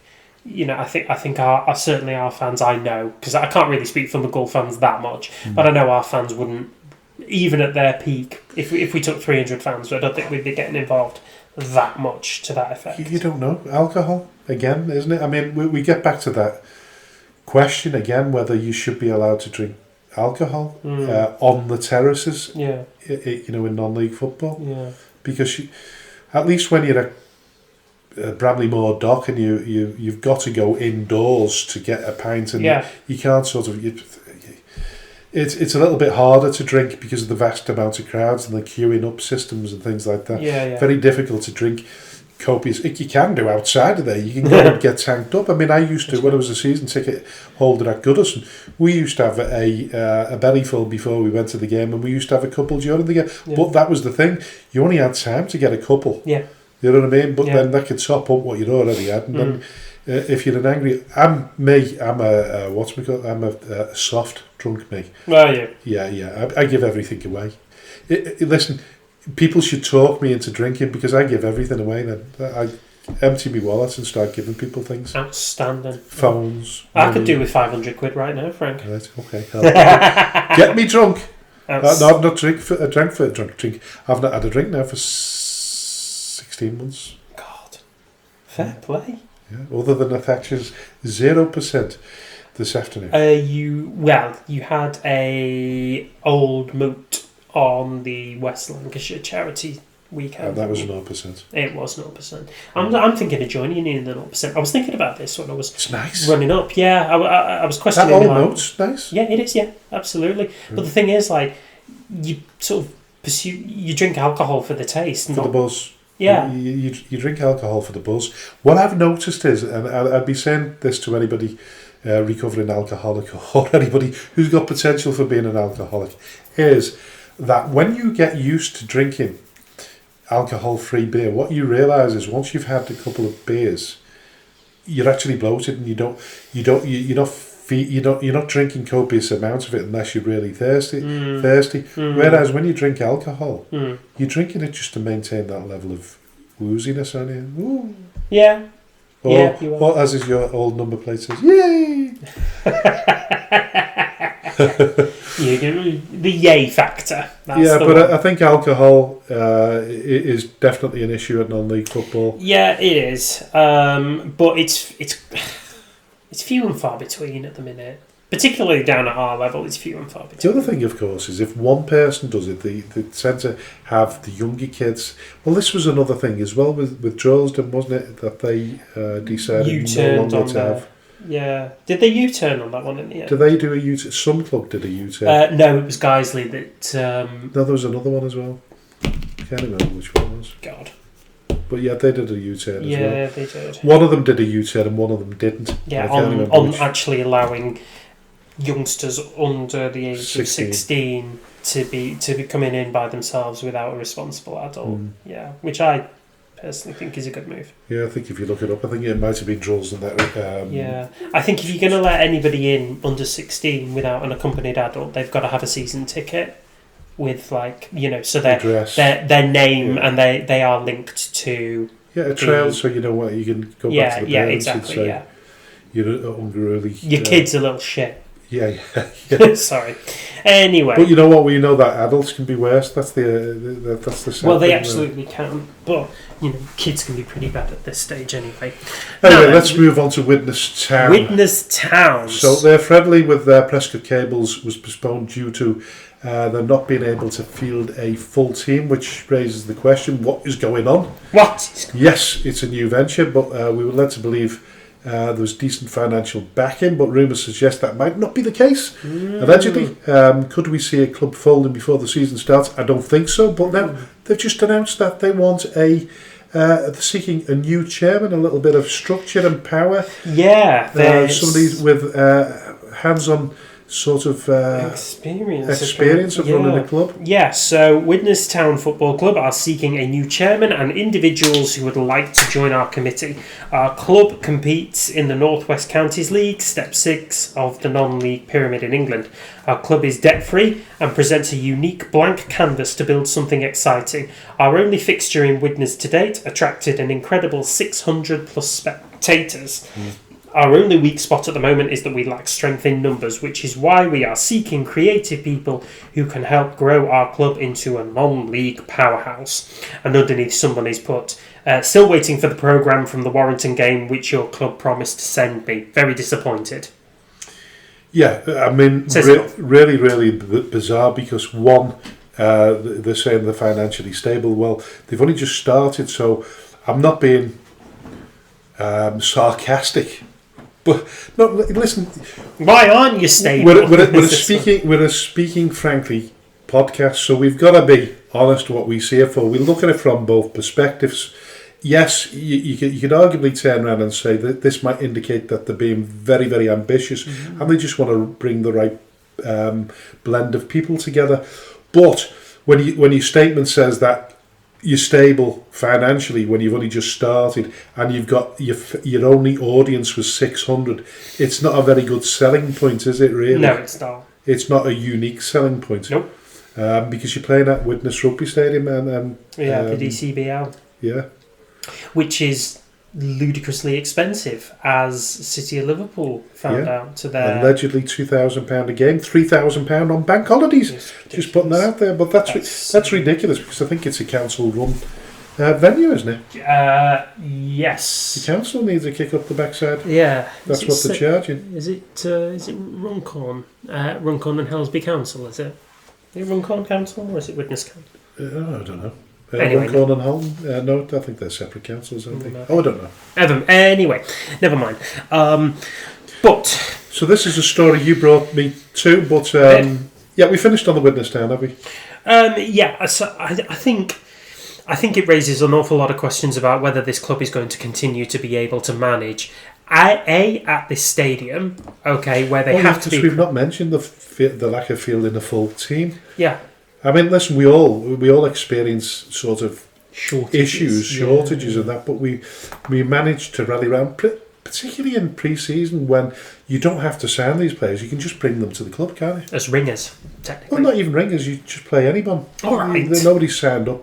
Unless they're signed to another club, they're free to play with it. Yeah. It's not a good look when you're not fielding a full team, is it? No, it's not. Or you're not available, you're not capable of fielding a full team. I mean, it's never a good look, but particularly for a team that is just starting out. I mean, this has got to be the point at which interest in that club, from a spectator point of view, from a volunteer point of view, from a player point of view, should be at its peak, should be at its highest. Yeah, obviously we know the history of Widnes FC, promoted from the Northern Premier. You're not allowed to mention that because this is a new build. Oh, is it now? Yeah, only when it suits someone to turn around and say it's the Phoenix from the Flames.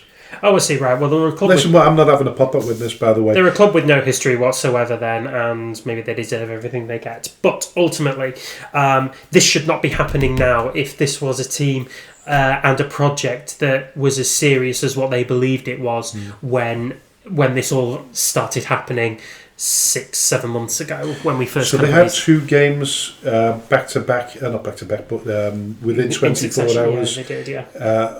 Last weekend, wasn't it, or last week midweek? Last week. They lost 6-2 to Winstanley Warriors. Winstanley Warriors. Yep. Apparently, that was a very, very youthful young team. Yeah. And the day after they played, was it Hyde?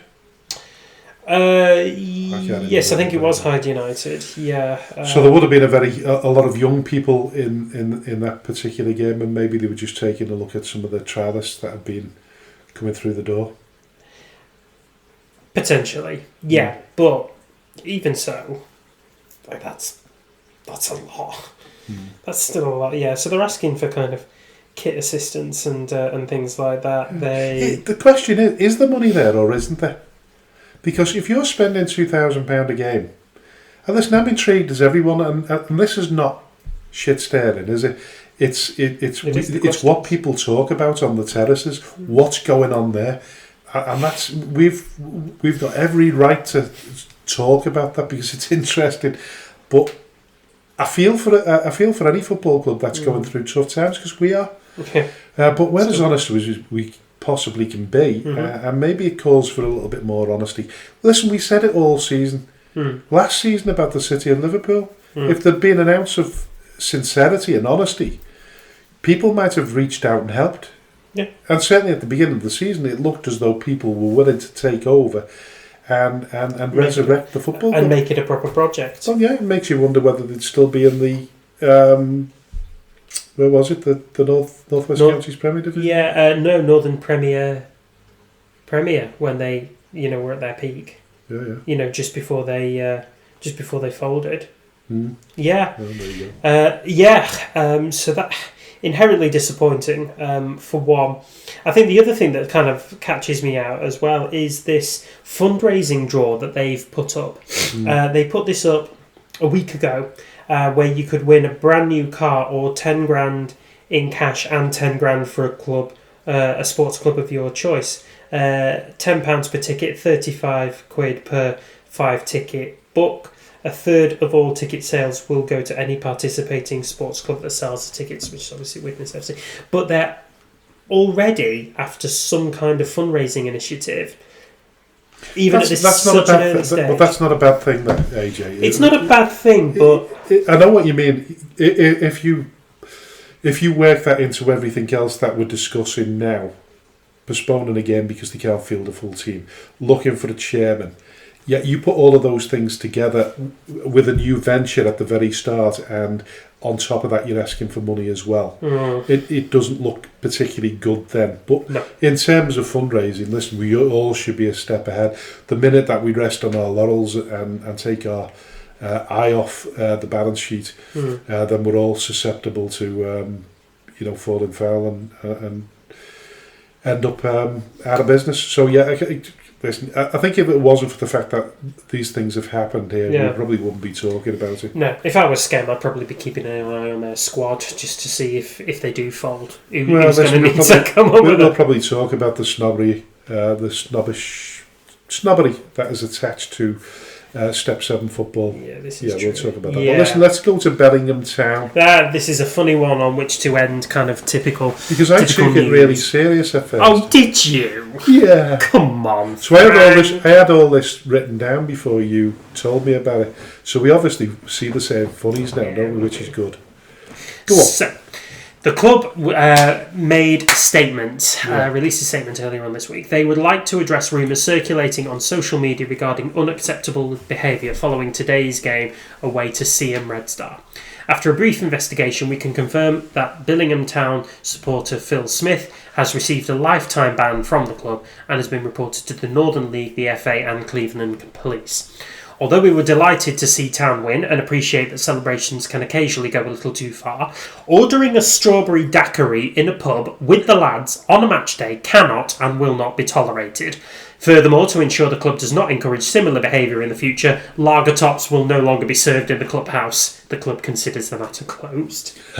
That is a brilliant little story there that sort of fully stamps on the idea that players can be cocktails. Yeah, I think in this era when everything's so serious, to see the odd little bit of humour from a football club goes a long way, and I really like that. And we'll finish the we'll finish the show off now. I'm just looking here. I'll tell you what, we'll look at. So I got a book today for my birthday called The Book for Men Who Have Everything. Okay. So, this is full of facts and figures. IQ Street, it's called. And it's a lovely book that I've got off. It's my wife's friend, Susie. Cute. And she said, she didn't say, but there's a quotation on the front of the book. The shortest war in history is called the Anglo-Zanzibar War of 1896 because it lasted just 38 minutes. Okay. I've had bigger arguments with referees. Yes, you have. So that is the shortest war I've ever had. Brilliant. But I thought I pinpointed a couple of interesting facts here, so I'll read one or two out to you. Okay. Oddly, of all the world's deadliest animals, the mosquito is responsible for more deaths per year than any other creature. I know this is not football related, by the way. With around 2/3 of a million malarial fatalities every year. Incredibly, the mosquito is so deadly, in fact, that it is said to be responsible for the deaths of half the human population that has ever lived. That's weird. That's weird. Yeah. That's really bizarre. Yeah. So, a bit much. This quirky, I love books like this. So, another one, sharks might make people afraid to go in the water, but annually there are fewer than 100 recorded shark attacks. Yes. Every year. I did know about that one. No, that's a... It's a motorbike, is it? So it might be, I think it's a quad bike. Oh, quad bike. What's more than one quad bike? Stupid bastards. Yeah. Anyway. So anyway, sharks make people afraid to go in the water, but annually there are fewer than 100 recorded shark attacks every year, of which fewer than half are considered unprovoked.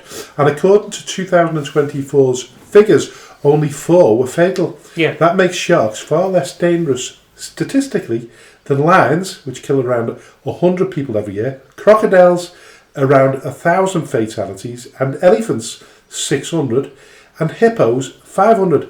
In fact, going by numbers alone, sharks are almost 15,000 times less dangerous than domestic dogs, who are responsible for an average of 59,000 deaths every year. Well, you can kind of figure that one out, because where's our natural habitat as humans? On Earth, in the land, on land. And where are sharks? In the sea. There you go. So in order to avoid a shark attack, stay out the sea. Yeah, I mean, and you're less likely to be attacked by a crocodile, elephant, hippo, or a lion if you're bathing in the River Mersey. Right. So yeah, I mean, it stands to reason, doesn't it? You're not going to. There's going to be more attacks on land than there is on. 100% there is. Yeah. Absolutely. I'm not sure about the crocodile one though. That seems a bit weird because the crocodile will just go for you, whereas a shark might just amble around you, and that's it. Sharks mainly bite out of curiosity rather than anything else. And the easiest way to avoid a shark, well, I say the easiest way is to not go in the water at all. But if you find yourself having to fend yourself off against a shark, you've got to put your hands on its nose, okay, and push it away to one side. A shark's main on its nose. Yeah, a shark's main sensory receptors are in its nose. Okay, so all you need its nose or its nose. It doesn't matter. I thought you said its noise. Its nose. Its nose, yeah. Yeah. Well, that sounds good. So yeah, because all its sensory receptors are in its nose, you just have to put your hands firmly on its nose and then push it in the direction you want it to go. What happens if it's already got its mouth open and you can't reach its nose? Poke it in the eye. But how can you poke it in the eye if it's got its jaw open? You won't be able to see its eyes. Well, if its jaw's on you, then you'd largely hope you've got some kind of appendage for it to attack its nose. You've got more chance of being attacked by a shark because you do these Ironman competitions.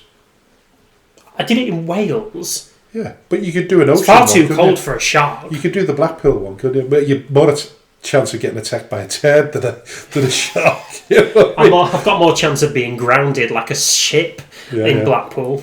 So listen, a more sporting one. Outside of his native Mexico, soccer player turned statesman. Now I can't pronounce this name, but do you want me to? I'll just call it Blanco.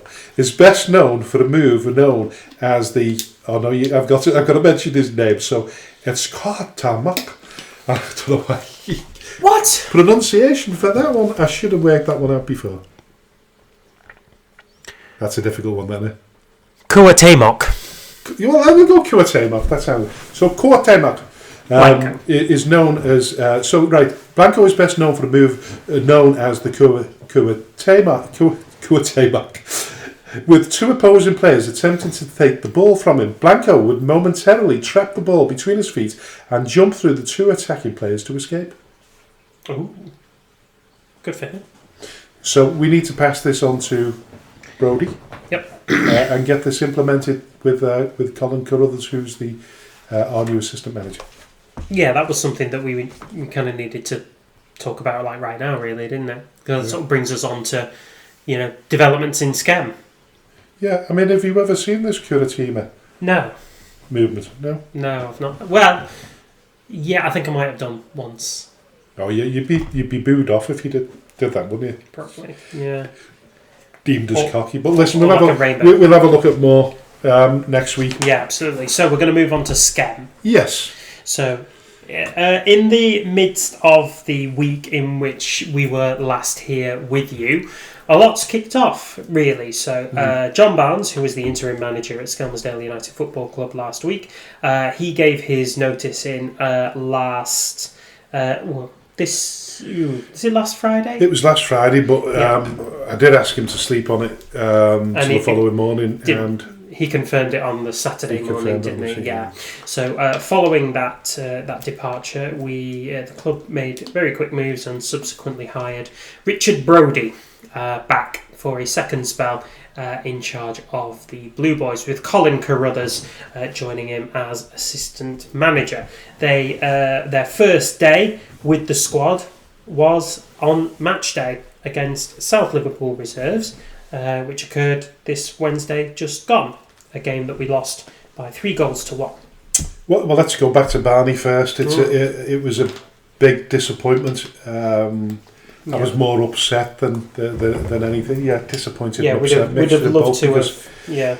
Yeah, very, very close to handing in the job on a long-term basis, and then it came out of the blue. I did say to him, listen, if we hadn't have lost or we'd have drawn against Apley Bridge a couple of days earlier, 3 days earlier, you'd have probably accepted the defeat against Ashton Athletic a little bit more gracefully, because they're a good team. Yes, they are. They're better than they were last season, in my humble opinion. And off the back of that, I think they beat Paddington, didn't they? 2-0 on Tuesday night. 2-1, yeah. 2-1, was it? 2-1 on Tuesday night. They did really well. So yeah, of course. It wasn't a...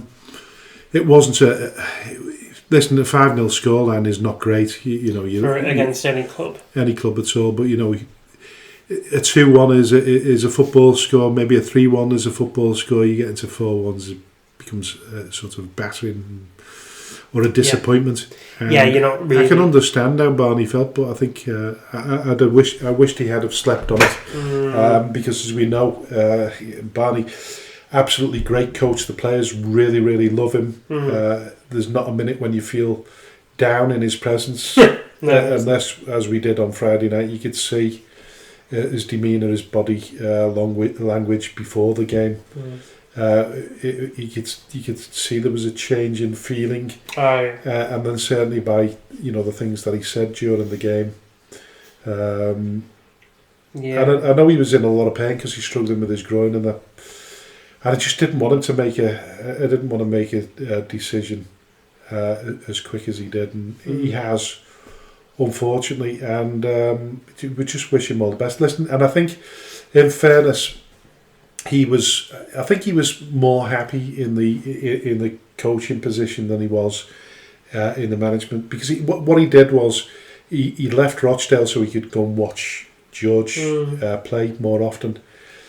And what he's had to do, because he's taken over as the manager, he's had to forfeit those opportunities, so he's not been able to just watch George. So that would have played a big part in his decision making as well. And he'd come to the beginning of his annual holiday. He's not taken a proper holiday this year because of the football and because of George. And he's probably thinking, crikey, what am I doing? I've worked all really hard over the last year, and I deserve my annual holiday, and I'm not going anywhere. No, not only not going anywhere, but having then 2 games of bitterly disappointing results and performances as well from players who don't want to say that they let him down, but it doesn't reflect how he wanted it. He will feel as though they haven't let him down. He'll also feel maybe that recruitment hasn't gone as well as it could have gone, but we know how difficult it is, and this is what we've talked about time and time again. Step 7 snobbery. The step, people not willing to sooner sit on benches at step 6. or even other clubs. It's very difficult to recruit players from the Liverpool County Prem. So where in the North West Counties players are going from one club to another in the North West Counties, that very, very rarely happens. Well, say very rarely happens. I don't know, to be perfectly honest with you. Yeah. I imagine it doesn't, because there's quite a lot of loyalty between teams. The Grenadier, as an example, really good outfit last season, and you can't see players leaving a club like that that's winning things. Yeah, I think they won all the cups in the league last season. They went up unbeaten, 100% record. Well, but I know we had this argument, didn't we, over a game that they drew, but it was counted as a non-result because Daysbrook. Well, it wasn't, because they didn't take the points, did they? So Daysbrook folded. Yeah. Inherently irritating, but you can't, and so that obviously makes recruitment an awful lot more difficult, particularly for a club like Scam, who sit in a bit of a divide between Lancashire and Merseyside, and don't necessarily get the best of either, to be honest, due to a natural judgment that Scam is a Wolves team. Yeah, well, I was going to say that. I'm allowed to use the word woolly back in this day and age, but that's often levelled at us. I'm not going to go and play for the woolly backs, but you know what? Get over yourself. Crikey, we're more Scouse than... I've heard more Scouse scammers than Scousers, to be fair. Yeah, pretty much. Despite us being in West Lancashire and holding a Wigan postcode. We're... They knows, doesn't it? But being a Yorkshire lad, Oh, I'm an alien here. Yeah, who knows? So it's been a turbulent kind of week for Scam. Obviously, Barney's departure hit us really hard, and we brought Brody in and Colin, and they've had to get to work very, very quickly, because we've had a game to fulfil against South Liverpool reserves down at Jericho Lane's playing fields on Wednesday night, and we lost 3-1, but that only tells a tiny bit of the story, really. I think there was a lot of contributing factors as to why we weren't there. Yeah, listen, we won't go too much into the referees, because if we do, then we will be targeted. We'll go on that WhatsApp group known as "They're in for it." Listen, a joke on that one. Listen, most referees. Listen, for him on last night, of course, there was no liners. No. It was a really difficult challenge to do. To officiate a game, just sitting in the middle of the park there. He did make a couple of mistakes, but they were happening, and he did say to me at the end, listen, he said, I know, I probably made one or two mistakes there, he said, but your hands are tied behind your back when you're reffing and looking at the offsides as well. Curiously, he did say that before I paid him. Go figure. No, joking apart. He was a nice enough bloke. I know you said that he knew them better than us, but it's not about knowing them better than us. I can live with a referee that knows a team. I mean, we probably are on friendly terms with a couple of referees on the circuit. It doesn't necessarily mean that there's an automatic indication of bias. No, whereas we know that's for a fact. Of course, but I just think it was screamingly obvious to all who watched it that his favour was leaning towards South Liverpool reserves, particularly when a few challenges from both sides mirrored each other, and he'd penalise us and award them. I actually think he did us a favour, to be perfectly honest with you, because we need we need to toughen up. Yeah, we do. We need to be a lot tougher. What we don't do is, we don't go down when we should. Mm-hmm.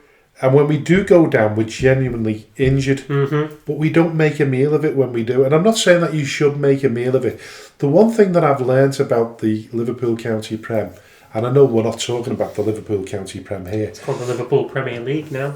Gary will have you for that. Yeah, is the ability to know the dark arts better than we do. Yes. But I don't see dark arts as cheating anymore. Arguably, no, I think I've gone through frustration on this one.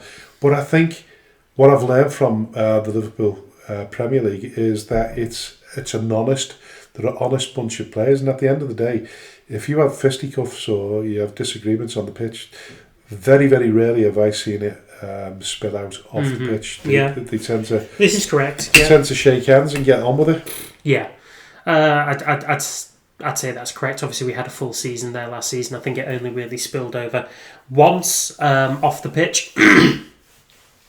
But that was a supporter, wasn't it? It was a supporter, yeah. So otherwise, it's not that bad. But I think Brodie used the word cute. Cute is the way that we've got to be, and these boys, far too honest. We've got some genuinely good-hearted who just want to play a fair game. And unfortunately, the game as we know it isn't like that anymore. Yeah. You've got to test the referee as much as what you can do to gain the advantage, because otherwise you're on a bit of a hiding to nothing, unfortunately. That being said, there was some very impressive performances through the game. Ollie Wright did well. Ollie Wright, who'd come back, he'd played with us briefly at the beginning of last season, but started in centre mid, ended up finishing at right back, but played the full 90 minutes, had an excellent game. Still sort of quite young, quite raw. So he'll know that he's got plenty that he can and will improve on. But he didn't shirk a tackle. He didn't, he tracked backwards. He looked for the passes. Didn't always come off for him, and I think that got to him more than it could do in future. But an excellent start for him. Joe Turner, as we continue to say, one of the best engines in the game. But it's not just his engine now; it's his ability to put his body in the way. It's his ability to play the simple pass, make the challenging run, things like that. He did so much right yesterday. Sid Langford, when he came on, outstanding player, outstanding player, 17 years of age. Again, willing to put himself anywhere to get the tackle in, to win the ball, to look for the pass, and he assisted with a magnificent cross from the right wing, which was headed in by Luke Williams. Again, would you say that was the pick of the bunch? The 4 goals, I thought that was the best. Yeah, of course it was. I mean, it was one of the. You got in between the two centre halves and headed it in. I love seeing that. Yeah, that's a classic number 9's goal, that one, isn't it? That's a really good goal. And I think we're going to get the best out of Luke by playing him up front rather than putting him on a wing. I know his touch and his control and his dribbling are absolutely brilliant, but I think he's more of a classic number 9. And to see those two link up, that was class. That was really good. Good play from the pair of them. So obviously I talked about Luke as being a class player as well. He had another good game. Tried to find the service where he could. Was dropping deep to get the ball. There was loads of what Luke was about. That is and continues to be absolutely great. So I think Brodie will say that despite the result, there were a lot of positives to kind of take out of that game. Yeah, absolutely. Totally agree with it. So listen, we've got a couple of friendlies lined up. One of which is on Saturday. When we were away to Granby Toxteth Athletic, I was going to call them Celtic then. Great club run by great people. Yep. Looking forward to that. I know it's a sort of what would you call it? It's a rehearsal, isn't it? It's a rehearsal, but it's probably a conflict of interest playing a team in your own division. Yeah, a little bit. But we've done it, and I'm looking forward to it anyway. But listen, another game that we will be just arranged on the sly. Yeah, we've arranged on the sly is we are away to Hesketh Casuals on Tuesday night, kickoff at 7:00. Matt Swift is I think he manages them. And I think... and the Bolton Leagues, aren't they, then, what? Yeah, and I think... are they? West Lancs? West Lancs, is it, yeah? Yeah, I think Hesketh, yeah. Because Hesketh FC, they... So I said Matt Swift. I'm thinking of another bloke, Mel. It's Mel Swift. So Mel Swift is the son of Alan Swift, who of course is a legend at Skem.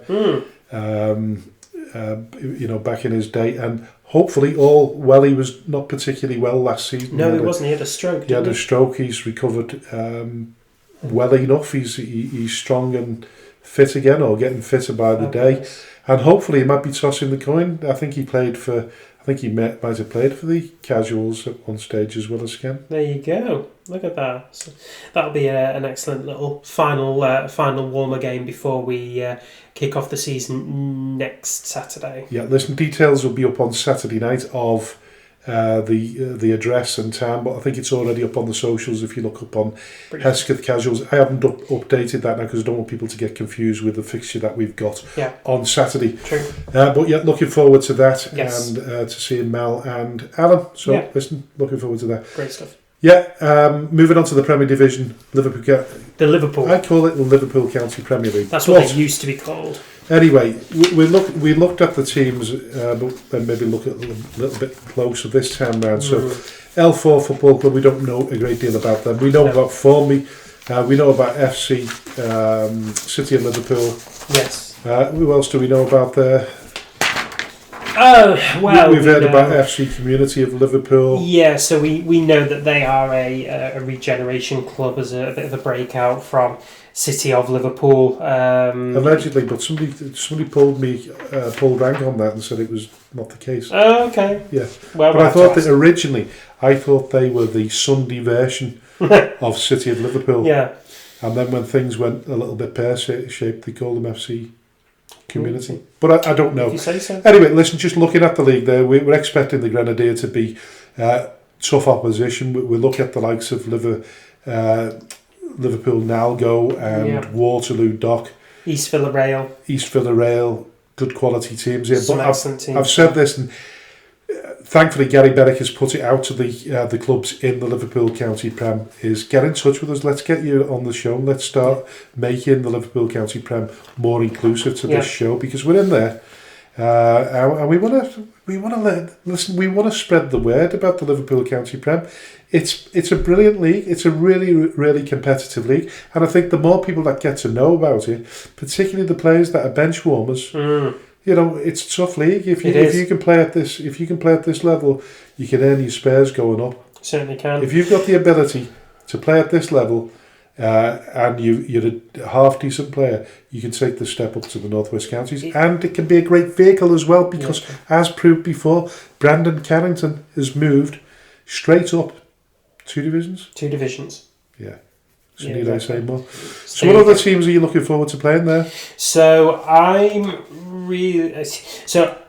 not here for that one, but I think Ormskirk West End will be a great one. That'll be quite a local derby, won't it, really?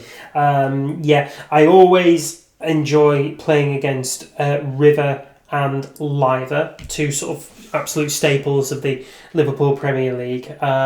We should have had more joy against both of those teams last season, but we didn't. So who's this South Liverpool that we're playing then? So it's a different South Liverpool. So the South Liverpool that we played on Wednesday night, they are in the West Cheshire Alliance. Yeah, the West Cheshire Alliance. But there's another South Liverpool team who are actually the reserves of the Northwest Counties South Liverpool team, playing the same strip and everything like that. So this South Liverpool that we played last night aren't South Liverpool reserves? No. Go figure. I can't work that one out, because I got told... There's two of them.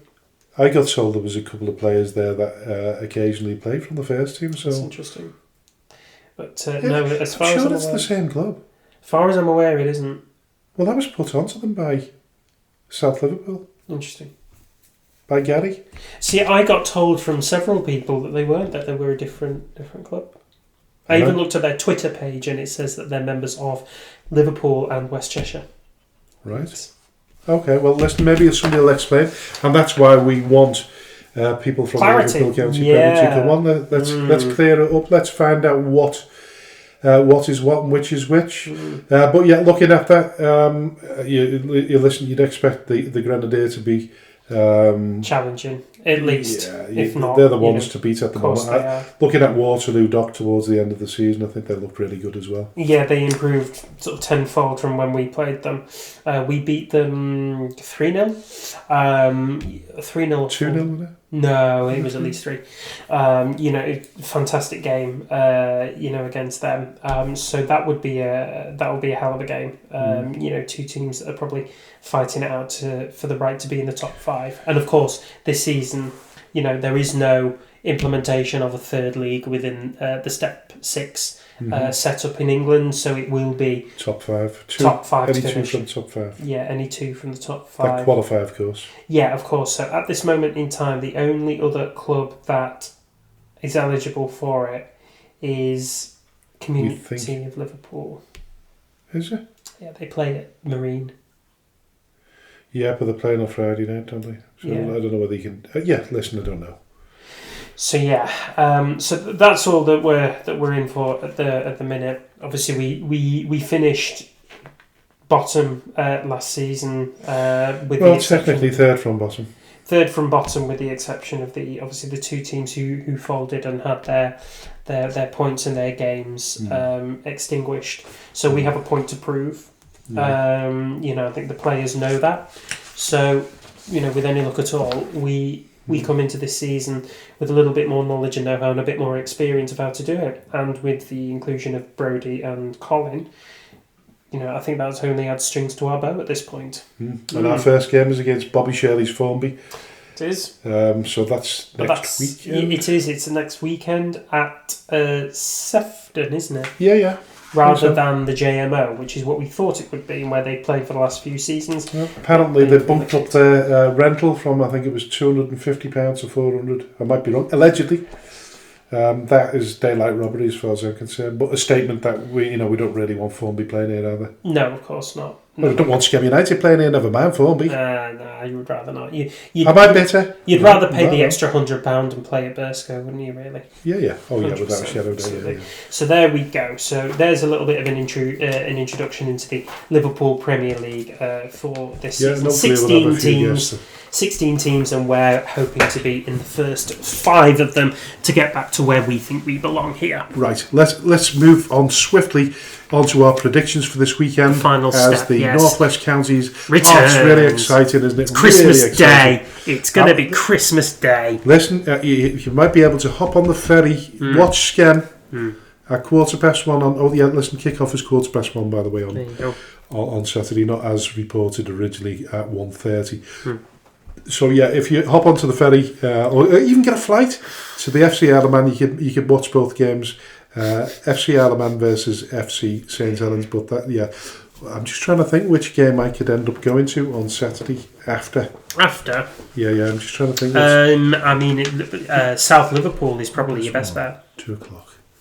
Yeah. Oh yeah, it's right down the road. So South Liverpool are at home to Ireland. Yep. You know what? That's a good shout there. I'm here for that. That's a good shout. There you go. So what, you fancy going there yourself after the game? I'm not there on Saturday. I thought you said you were there. No, not on Saturday. I thought you said you were there. Sorry. That's okay. No. Anyway, so the Premier Division. Yes. Abbey Hay entertain Barnoldswick Town. I'm going for Barnoldswick Town. I am also going for Barnoldswick Town.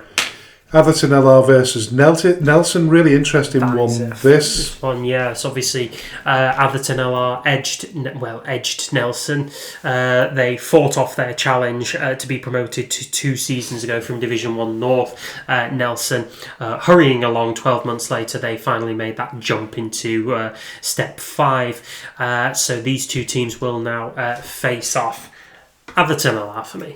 Yeah, we've got a feeling that Atherton LR are going to do pretty well this season, so I don't think we can back down off that one. No, of course. Atherton LR for me as well. I think it'll be a close one, but I think a lot of these games for the opening will be really close. We're still establishing exactly how the teams are going to play, and how the fortunes of each team are going to run out. It's not like the writing's going to be on the wall within the first few weeks, so this is all a little bit edgy, really. But this game coming up is arguably the game of the weekend for me. It's Burscough against Prestwich Hay. So Burscough, finished a little bit disappointingly last season, but have had a tremendous off-season with the acquisition of Phil Stafford, plus a whole host of big Step 5 names. Had an excellent pre-season on the pitch. And they entertain Prestwich Hayes, who finished 7th in the division last season and could have conceivably launched a last-minute push for the playoffs. Fell just short, but have proved that they are a bit of metal about them. But we don't know a great deal about what acquisitions they've made, but we do know that. Was it Luke Byron has left and he's gone to... Luke Byron has left. He is is he FC St Helens now? Yeah, I think so, yeah. Yeah. FC St Helens. So, really, really good player. They're going to miss him, I would imagine. They certainly are. He was playing at them last season, wasn't he? Sorry? He was playing for them. Yes, he was. Yeah. Anyway, I think it's going to be a tight game. I think it's going to be a tight affair. It's going to be a nervous start for Staffo. Yeah. But I think Bearsco are going to edge that one. Yeah, so do I. Charnock Richard versus Chadderton. You see, Charnock Richard, I'm backing as being one of those dark horses for the playoffs. Again, they've made some decent signings. You have indeed. Mm-hmm. They've made some decent signings, but with the way that Chadderton have gone about their business in the summer, I wonder if I've written them off a bit too early. And I think, just on the basis of how they were last season, I don't think this game is going to be straightforward for either. So I will say a draw here. I was going to go for a draw, but I'm going to go for Chadderton. Mm-hmm. Droylsden versus AFC Liverpool. I think Droylsden. Me too, Droylsden. FC Alaman versus FC St Helens. FC St Helens. Glossop North End versus Exton Villa. Whoa. I think it's going to be a difficult start for Glossop. I think it's going to be a difficult start for Glossop. I know that they've shored up their back line. They've signed Ollie Martin from West Didsbury and Chorlton, but otherwise, big signings and names coming through the door have been few and far between. So, with that in mind, I'm going to say a draw here. Difficult club to recruit from, or to recruit to. You can only really poach from places like New Mills or the Stockport clubs, to be honest. Yeah, unless you're paying big bucks. So I've got Exton Villa as well there. Remy versus Ramsbottom. I think it'll just be a game too soon for them. Yeah. I think Ramsbottom might win that one. So, ironically enough, Remy beat Ramsbottom in this fixture last season when we all thought it would be the other way around. So, yeah. Obviously, now... a lot of people weren't, believe it or not, that I've spoken to, weren't as impressed with Ramsbottom as their results suggested. Mm-hmm. So it's a change of chairmanship, change of manager. Yeah, obviously change of personnel on the pitch. Yeah, absolutely. But I'm still going Ramsbottom. Up the Ramy. No, listen. Obviously, it's either Ramy or Remy, isn't it? Really, Ramy or Remy. So, do you know what? I'm backing him. I'm going to say a Remy win here. Yeah, fair enough. South Liverpool. Sorry, I was yawning there. I don't know why. You bored? No.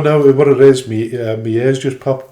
So I'm trying to. Yeah. Anyway, South Liverpool versus Earlham. Really difficult start for South Liverpool. As much as I love Gary Langley and I want him to do really, really well. I think I'm just seeing Earlham as just being a bit too strong in that department. Trafford versus Longridge Town. So, Trafford. Yeah, I'm going for Trafford as well. Obviously, it's their first game back in the Premier Division after their relegation from the Northern Premier League. Home game against a Longridge Town who've just sent their best striker over to Chadderton. It's a home win for me.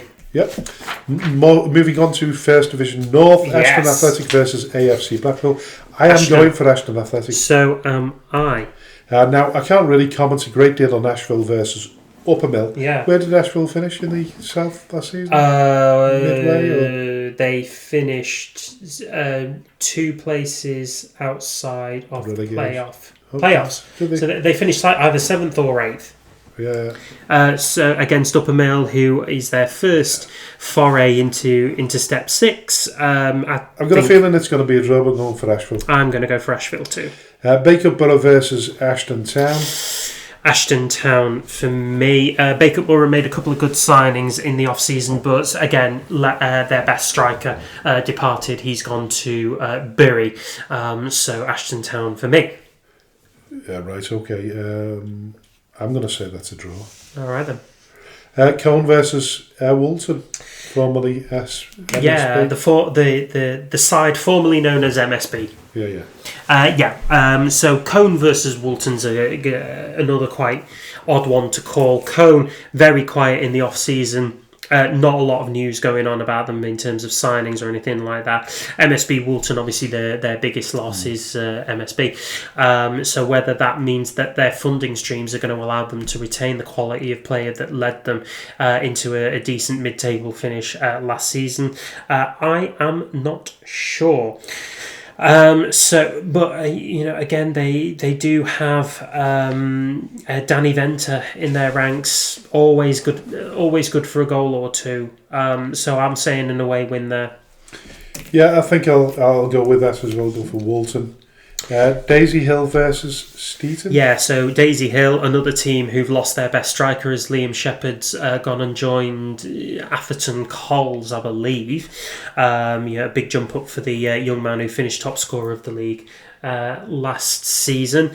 And against the Steeton side, who are undergoing a major rebuild here, a lot of new players coming in through the door, either from the Northern Counties East, particularly about 3 coming in from Bradford Park Avenue, amongst others. I think the Chevys will do reasonably well, and I think they'll start off well here against Daisy Hill. So it's a away win for me. Yeah, I go for Steeton as well. Just going back to MSP Walton, they finished third last season. I thought it was Fulwood Amateurs. No, of course it was. Sorry, I'm mixing them up with Fulwood Amateurs again. Yeah. I do as well. That's why I just think about that one. Yeah. So I think the prediction's justified either way, isn't it? Yeah, of course it was. Darwin versus McGull. Listen, to have the hallmarks of a big game. Depends a lot on what Darwin have done or doing. They've signed one or two and they've retained, one or two particularly important ones. I just think their defence is the thing that lets them down a little bit in that department, whereas McGull just seems to have strength across the board, so it's an away win for me. Yeah, me too. Garstang versus Halewood Apollo. Halewood Apollo. Garstang, lucky to be in this division, to be honest, and they've got rid of, they haven't got rid of, but Liam Clegg has left, so I can't really see where their strength is going to come from here, unfortunately. So well-drilled, organised team. Great manager, Halewood Apollo for me. Yeah, Halewood Apollo for me. Holker Old Boys versus AFC Knowsley. Now, I'd love to be speaking to David now so we could pick his brains, really. I think out of all of the newcomers... They've got the hardest one, haven't they? I think that they've got the hardest start of all. And going up to Holker on the... Okay, it's Saturday. It's a decent little journey out there. And listen, if you're going to go to Holker any time of the year, go when the pitch is rock hard. Dry. Yeah, nice and dry in the middle of a drought. Yeah, you've got to love that. That's a horrible test for AFC Knowsley. It's the acid test, isn't it? A little bit. So you do realise we make or break friends based on our predictions, don't you? Because the minute that they listen to this and we back one against the other, he mightn't even come on the show. So let's back and start calling us out. No, I think it's going to be a tough game. And what are you going for? Holker, yeah. Right, I'm going to go for a draw. That's fine. Just be diplomatic about it. Yeah, Main Road versus Fulwood Amateurs. Fulwood Amateurs. You reckon? Yeah, I think Spencer Lucas, top scorer in the division last season. Sorry, I said it was Liam Shepherd earlier. It wasn't. It was Spencer Lucas. If he's staying, that means an awful lot for Fulwood Amateurs. Whereas Main Road, in the middle of a major rebuild, new management, still looking for a new chairman, got to assemble a new squad together with 5 minutes left before the season starts. Fulwood Amateurs. Yeah, I'm going for Fulwood Amateurs as well. They finished in 12th place, incidentally. They did. Squiresgate versus Flixton. No, you know what? I don't think Squiresgate are going to... They're not going to make it easy. Fold. They're not going to make it easy, but I think the sheer talent that Flixton have on the pitch will probably be the making there. They've pushed teams who are 2 divisions above them during the friendly games. So, yeah, Flixton for me. Well, of course, Squiresgate were one of those teams that finished in the playoffs. So, Flixton, I'm going for Flixton as well. But you know what? This is a big test for them, isn't it? Yeah, of course it is. Opening game. It is. It's opening night, isn't it? They can't win it. They can't win if they win. Yeah. They're expected to win. Yes. If they lose, Well, the inquest starts. Yeah, inquest into Alex Mortimer is going to be occurring already. So if you're predicting out of all the games who's going to score a hat-trick on Saturday, I'd say it was Lewis Burn. Of course, you'd say it was Lewis Burn. Are we going for the Lewis Burn hat-trick? Oh, I am. I think he'll certainly get 2. Yeah. Getting 2, it just seems to be his forte, doesn't it? Yeah. Thornton Cleveland's versus Camel Thornton Cleveland's. I think this is a real difficult transition for Camel Laird. Yeah, didn't do amazingly in Division 1 South last season. I think they'll really struggle in Division 1 North. Another team that's been naturally moved. So moving on to Division 1 South, AFC Bridgenorth versus Foley Mere. Newcomers Bridgenorth. Yeah. Foley Mere know a little bit more about the league than Yeah, of course. But I think AFC Bridgenorth. I'm going to go for AFC Bridgenorth just because. Yeah, I'm going to go for a draw. All right. Yeah, a draw. Bearing in mind that Foley may have finished in 11th place. That's not terrible by any stretch. No, they didn't do bad. But there you go. All Scots Heath versus Cheadle Heath. Heath Derby. Sorry. Draw. Yeah, it's got the hallmarks of a draw, isn't it? But I'm going to go for Cheadle Heath. Yeah. Alsager versus Dawley Town. We don't know a great deal about Dawley Town, but we do know Alsager struggled. Yeah, so you'd be minded to say in a way when they're... Yeah, I'll go for Dawley Town. Barnton versus Stafford. So Barnton have made an awful lot of signings this season. Yeah, including Alex Priestley. And has he signed for them now? I believe so, yeah. I thought he might come back to Scam. Brody was here, but they've also signed Ryan Taylor, who's a really good goalkeeper out of the he was at the amateur leagues. He was at Parklands, was he? He was at Parklands, yeah. Great goalkeeper. Yeah, he signed for Barton too. I think he's the brother of Elliot. What's the fella's name? He was the goalkeeper at Prescott, and then he left. Once the money got pulled. Oh, God. Hare. Calvin O'Hare. Calvin Hare. Yeah. Oh, really? That's interesting. Yeah, I think so, yeah. Okay. Barnton win for me. Yeah, I don't think that's going to be an easy game. But, Stafford, I fancy Stafford are going to do pretty well, so I'm going for them. Bilston Town versus Shawbury United. Shawbury United for me on that one. I think... Bozzy's had a bit of time to get his ducks in order, and I think Shawbury will come out racing. Yeah. Well, we want Matty to do well anyway, don't we? Because do. he's been on the show, but then we want everybody to do well. When they've been on the show. Yeah. So listen, Crew versus Wolverhampton Casuals. Not expecting a great deal from Wolverhampton. Crew have got the home advantage.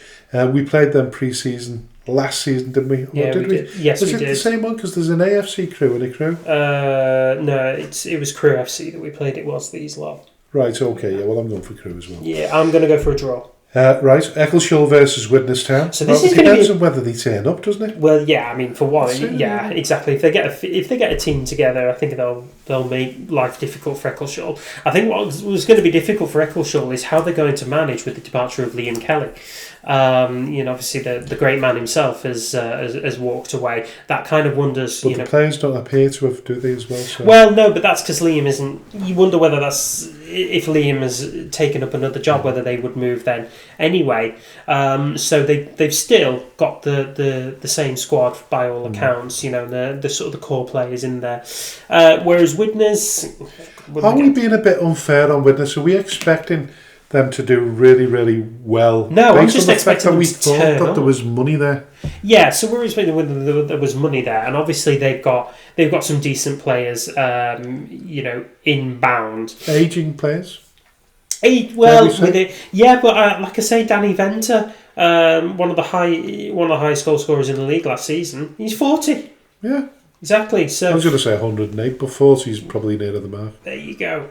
So I'm still minded to say Eccleshall at this point. Yeah, I'm going Eccleshall. I thought you were going Widnes there, but I'm going Eccleshall. So Market Drayton versus Brereton Social.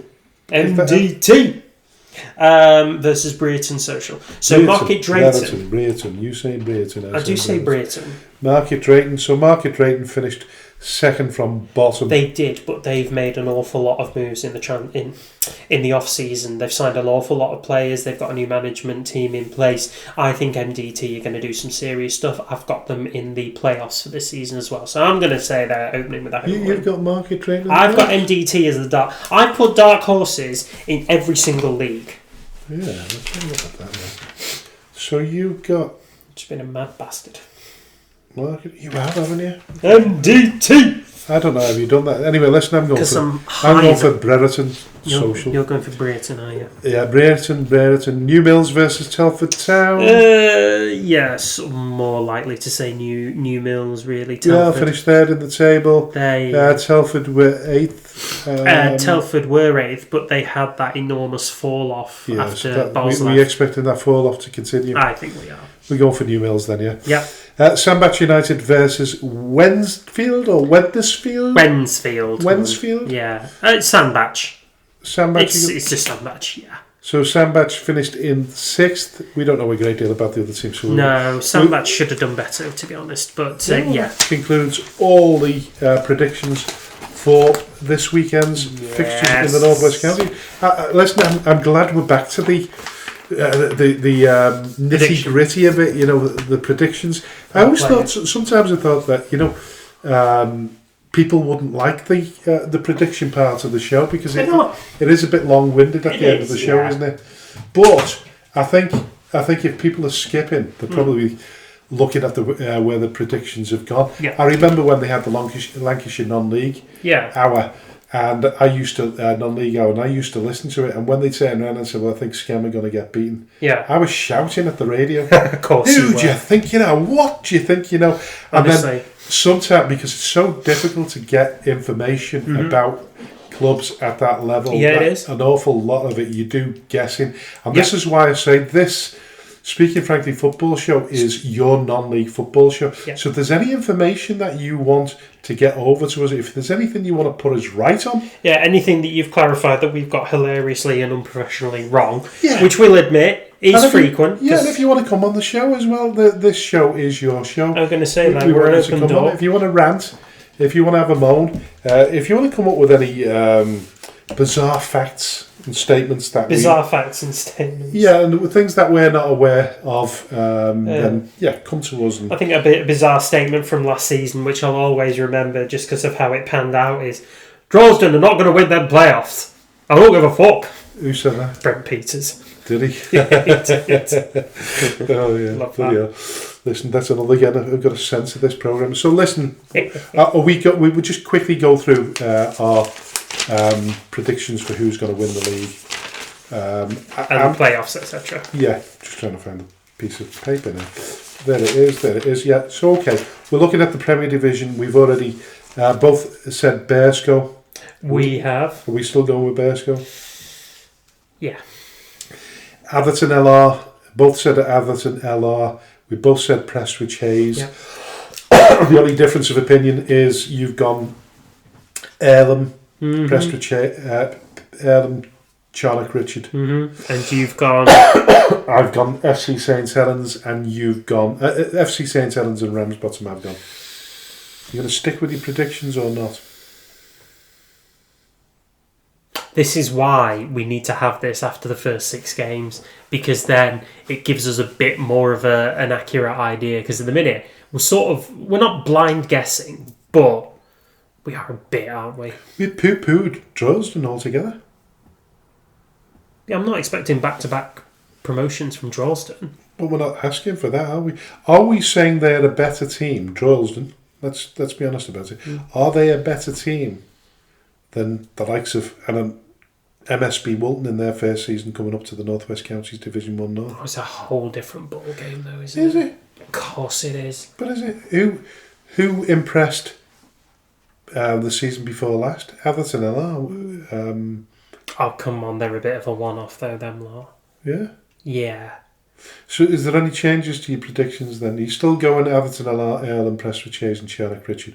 Or do you want to change... I think Exton Villa are going to do really well now. That's me worry. God.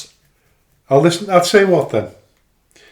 I think 5 weeks is too much. 3 then. Let's go 3. Fine. And then because listen, we'll get to know a little bit more about the new teams as well. Yeah, I'm going to stick with it for now. Going to stick with obviously. It. Fair enough, yeah. It's getting on now anyway, isn't it? So, listen, we've come to the final part of the show, and this part where we discuss what we learned from the last week. The referee's a wanker. That's nasty.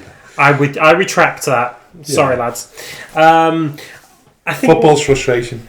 Oh, God, football and frustration go hand in hand.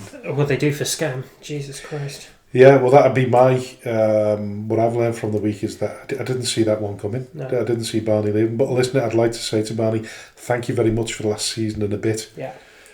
For all that you've done, the hard work and effort. Yeah, because it's not gone unnoticed. No, it's really not gone unnoticed. Love you. I'd love to see you back at the games. Yeah, and obviously with George now having achieved his got a 2-year scholarship at Rochdale. So, yeah. Best of luck to him. And listen, 100%. He's probably got the best out of all worlds now because he gets to see George as and when he wants now. Yeah, of course. Without Skem holding him back. Yeah, definitely. But I'm pretty sure...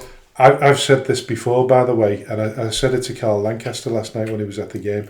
I said that when you get to that stage where you think, I'm fed up with the season. This is before you've even quit. I'm fed up with the season, and within 2 weeks, you're like scratching your head and your nuts and thinking, I want to get back involved in football. I want football to start again. It's the same thing, but it's even worse. When you think you want to get out of football, and then when you make that transition and you give your notice in within 2 or 3 weeks, you start, and sometimes it's even quicker than that. You start thinking, did I make the right decision? Yeah. I hope Barney. I hope Barney's made the right decision. I hope he's content with his decision, just for his own sort of peace and well-being. To be honest, because I think he's earned the right to put his family before any kind of football. Yeah. We love you, Barney. 100% we do, mate. And the only other thing I would say is that the other day before I got told what my settlement figure was on my car, when I got told it was written off, let's put it that way, and they send you a text. They don't even ring you anymore. They just send you a text and say, answer this question, yes or no. Do you accept this? Really? I've had calls. I've had phone calls for both of mine. Yeah. Well, I didn't. So anyway, what I was going to say to you was, what were we talking about? What we've learned. Very unprofessional. Your phone's going. No, it's not even my phone. It's your watch. It is. Oh, it's buzzing. It's telling you to get off, isn't it? What were we talking about then? She's texting me. We were talking about what we've learned and about your. Oh yeah. Car. So what it was, a few hours before I got that text message, I was going to send a text to the person that crashed into me and say, I hope you're okay. Okay. Yeah, and then when I found my car was written off, I'm thinking to myself, you dozy little... Fuck yourself. Yeah, you dozy little so-and-so. Without admitting which part of the sexual biology they came from. Christ. I know. I'm really, really cheesed off. Of course. And my love affair with my car has come to an end. Yeah, tell me about it. Yeah. I had the same problem 4 months ago. Don't take life for granted. Enjoy it. Yeah. It's very, very difficult to say to people, don't take football seriously. But a new season starts for the Northwest Counties. Next week, the bigger teams, the big boys start playing as well. The Liverpool County Premier. Yeah, the Liverpool County Premier. Plus all those Wheedles at Clitheroe and Bootle. Bootle. Yeah. When is it the first round of or the extra prelim round for the FA Cup? Is that next week? I think I'll tell you that it's a cross between an elephant and a rhino. Elephino. All right, okay, fair enough. But this is the time of the season, isn't it, when you've watched your teams either win. You've had a really successful pre-season, and then you go into the league and somebody piddles on your chips and standard, and you don't win for the first 5 I or 6 feel games. like that could be us. We've had a very mixed pre-season. Oh, don't say it. Don't say it. Don't. All right. Don't say it. All I'll say is that we've had a mixed pre-season, so we are due a turn in fortune. Yeah. And I feel like with Brodie at the wheel, we can manage it. And we love Brodie, don't we? Yeah. Yeah, we listen. 100%. We do. We love him. He's so lovable. It's unbelievable. It really is. And I'm looking forward to it. Listen, there's an old saying, isn't it? The king is dead. Long live the king. We're in that situation. I think that the hardest point is when you make relationships with people and you genuinely like them, and then it ends. That is really difficult. It's difficult enough when you've got to get rid of a manager that you like, and even when you've got to get rid of a manager that you don't particularly like. It's not easy. It's not nice. It doesn't leave you with a nice feeling. No. But to lose a manager that's decided to walk, and you absolutely idolise him, it's even harder to stomach. So it is. It's not really nice liking people. Maybe I need somebody I don't like. We've tried that before. Sorry, I forgot. I did. So no. I still miss Barlow. Listen, we do. And listen, we're going to have him back on the show soon because he's down to come back on. But what I was going to say to you is this is the time of the season now where we're dreaming about the season ahead. And those teams that think they've got a chance will know within the first few weeks whether they've got a chance. But that said, Atherton LR had a really, really challenging start to the season, and then they went on that fabulous run from around about November, was it? And if memory serves me correct, and then they finished in the playoff positions, didn't they? Third place, they finished third, and just didn't quite manage to get over that. Just fell short. Yeah, fell short against Padiham.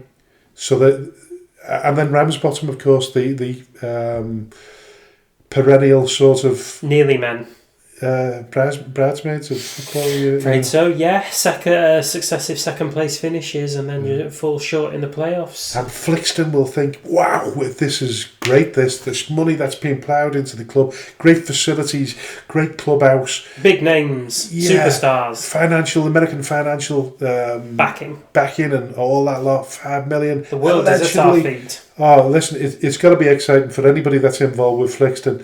I'd like to think it's as exciting for people that new build with Widnes, but I don't feel as though that is the stage at the moment. I think there'll be a lot of sort of hedging your bets on that one. Little bit. Yeah. Little bit. Well, listen, good luck to everybody. 100%. We know there's going to be winners and losers. We're rooting there's for going all to be of more losers than winners because there can only be one winner. Me. The top team, and then the follow-on from that is obviously the playoffs. But good luck to all of them, and of course, let's hope that all your dreams come true. And nobody get injured. Yeah. 100%. Yeah. Right. So I'll leave the final words to the dulcet tones of AJ the Jet. You've been listening to the Speaking Frankly Football Show with me, AJ the Jet, and my co-host, Mr. Frank Hughes. This podcast is available on most streaming services wherever you get your podcasts, including Spotify and Amazon Music. Please rate and review, as we do thrive off hearing your feedback. Please also subscribe so you can find out firsthand when a new episode of the show has been released. We're also available on social media sites, most prevalently Facebook and X, under the name Speaking Frankly Football Show. So please give us a follow there.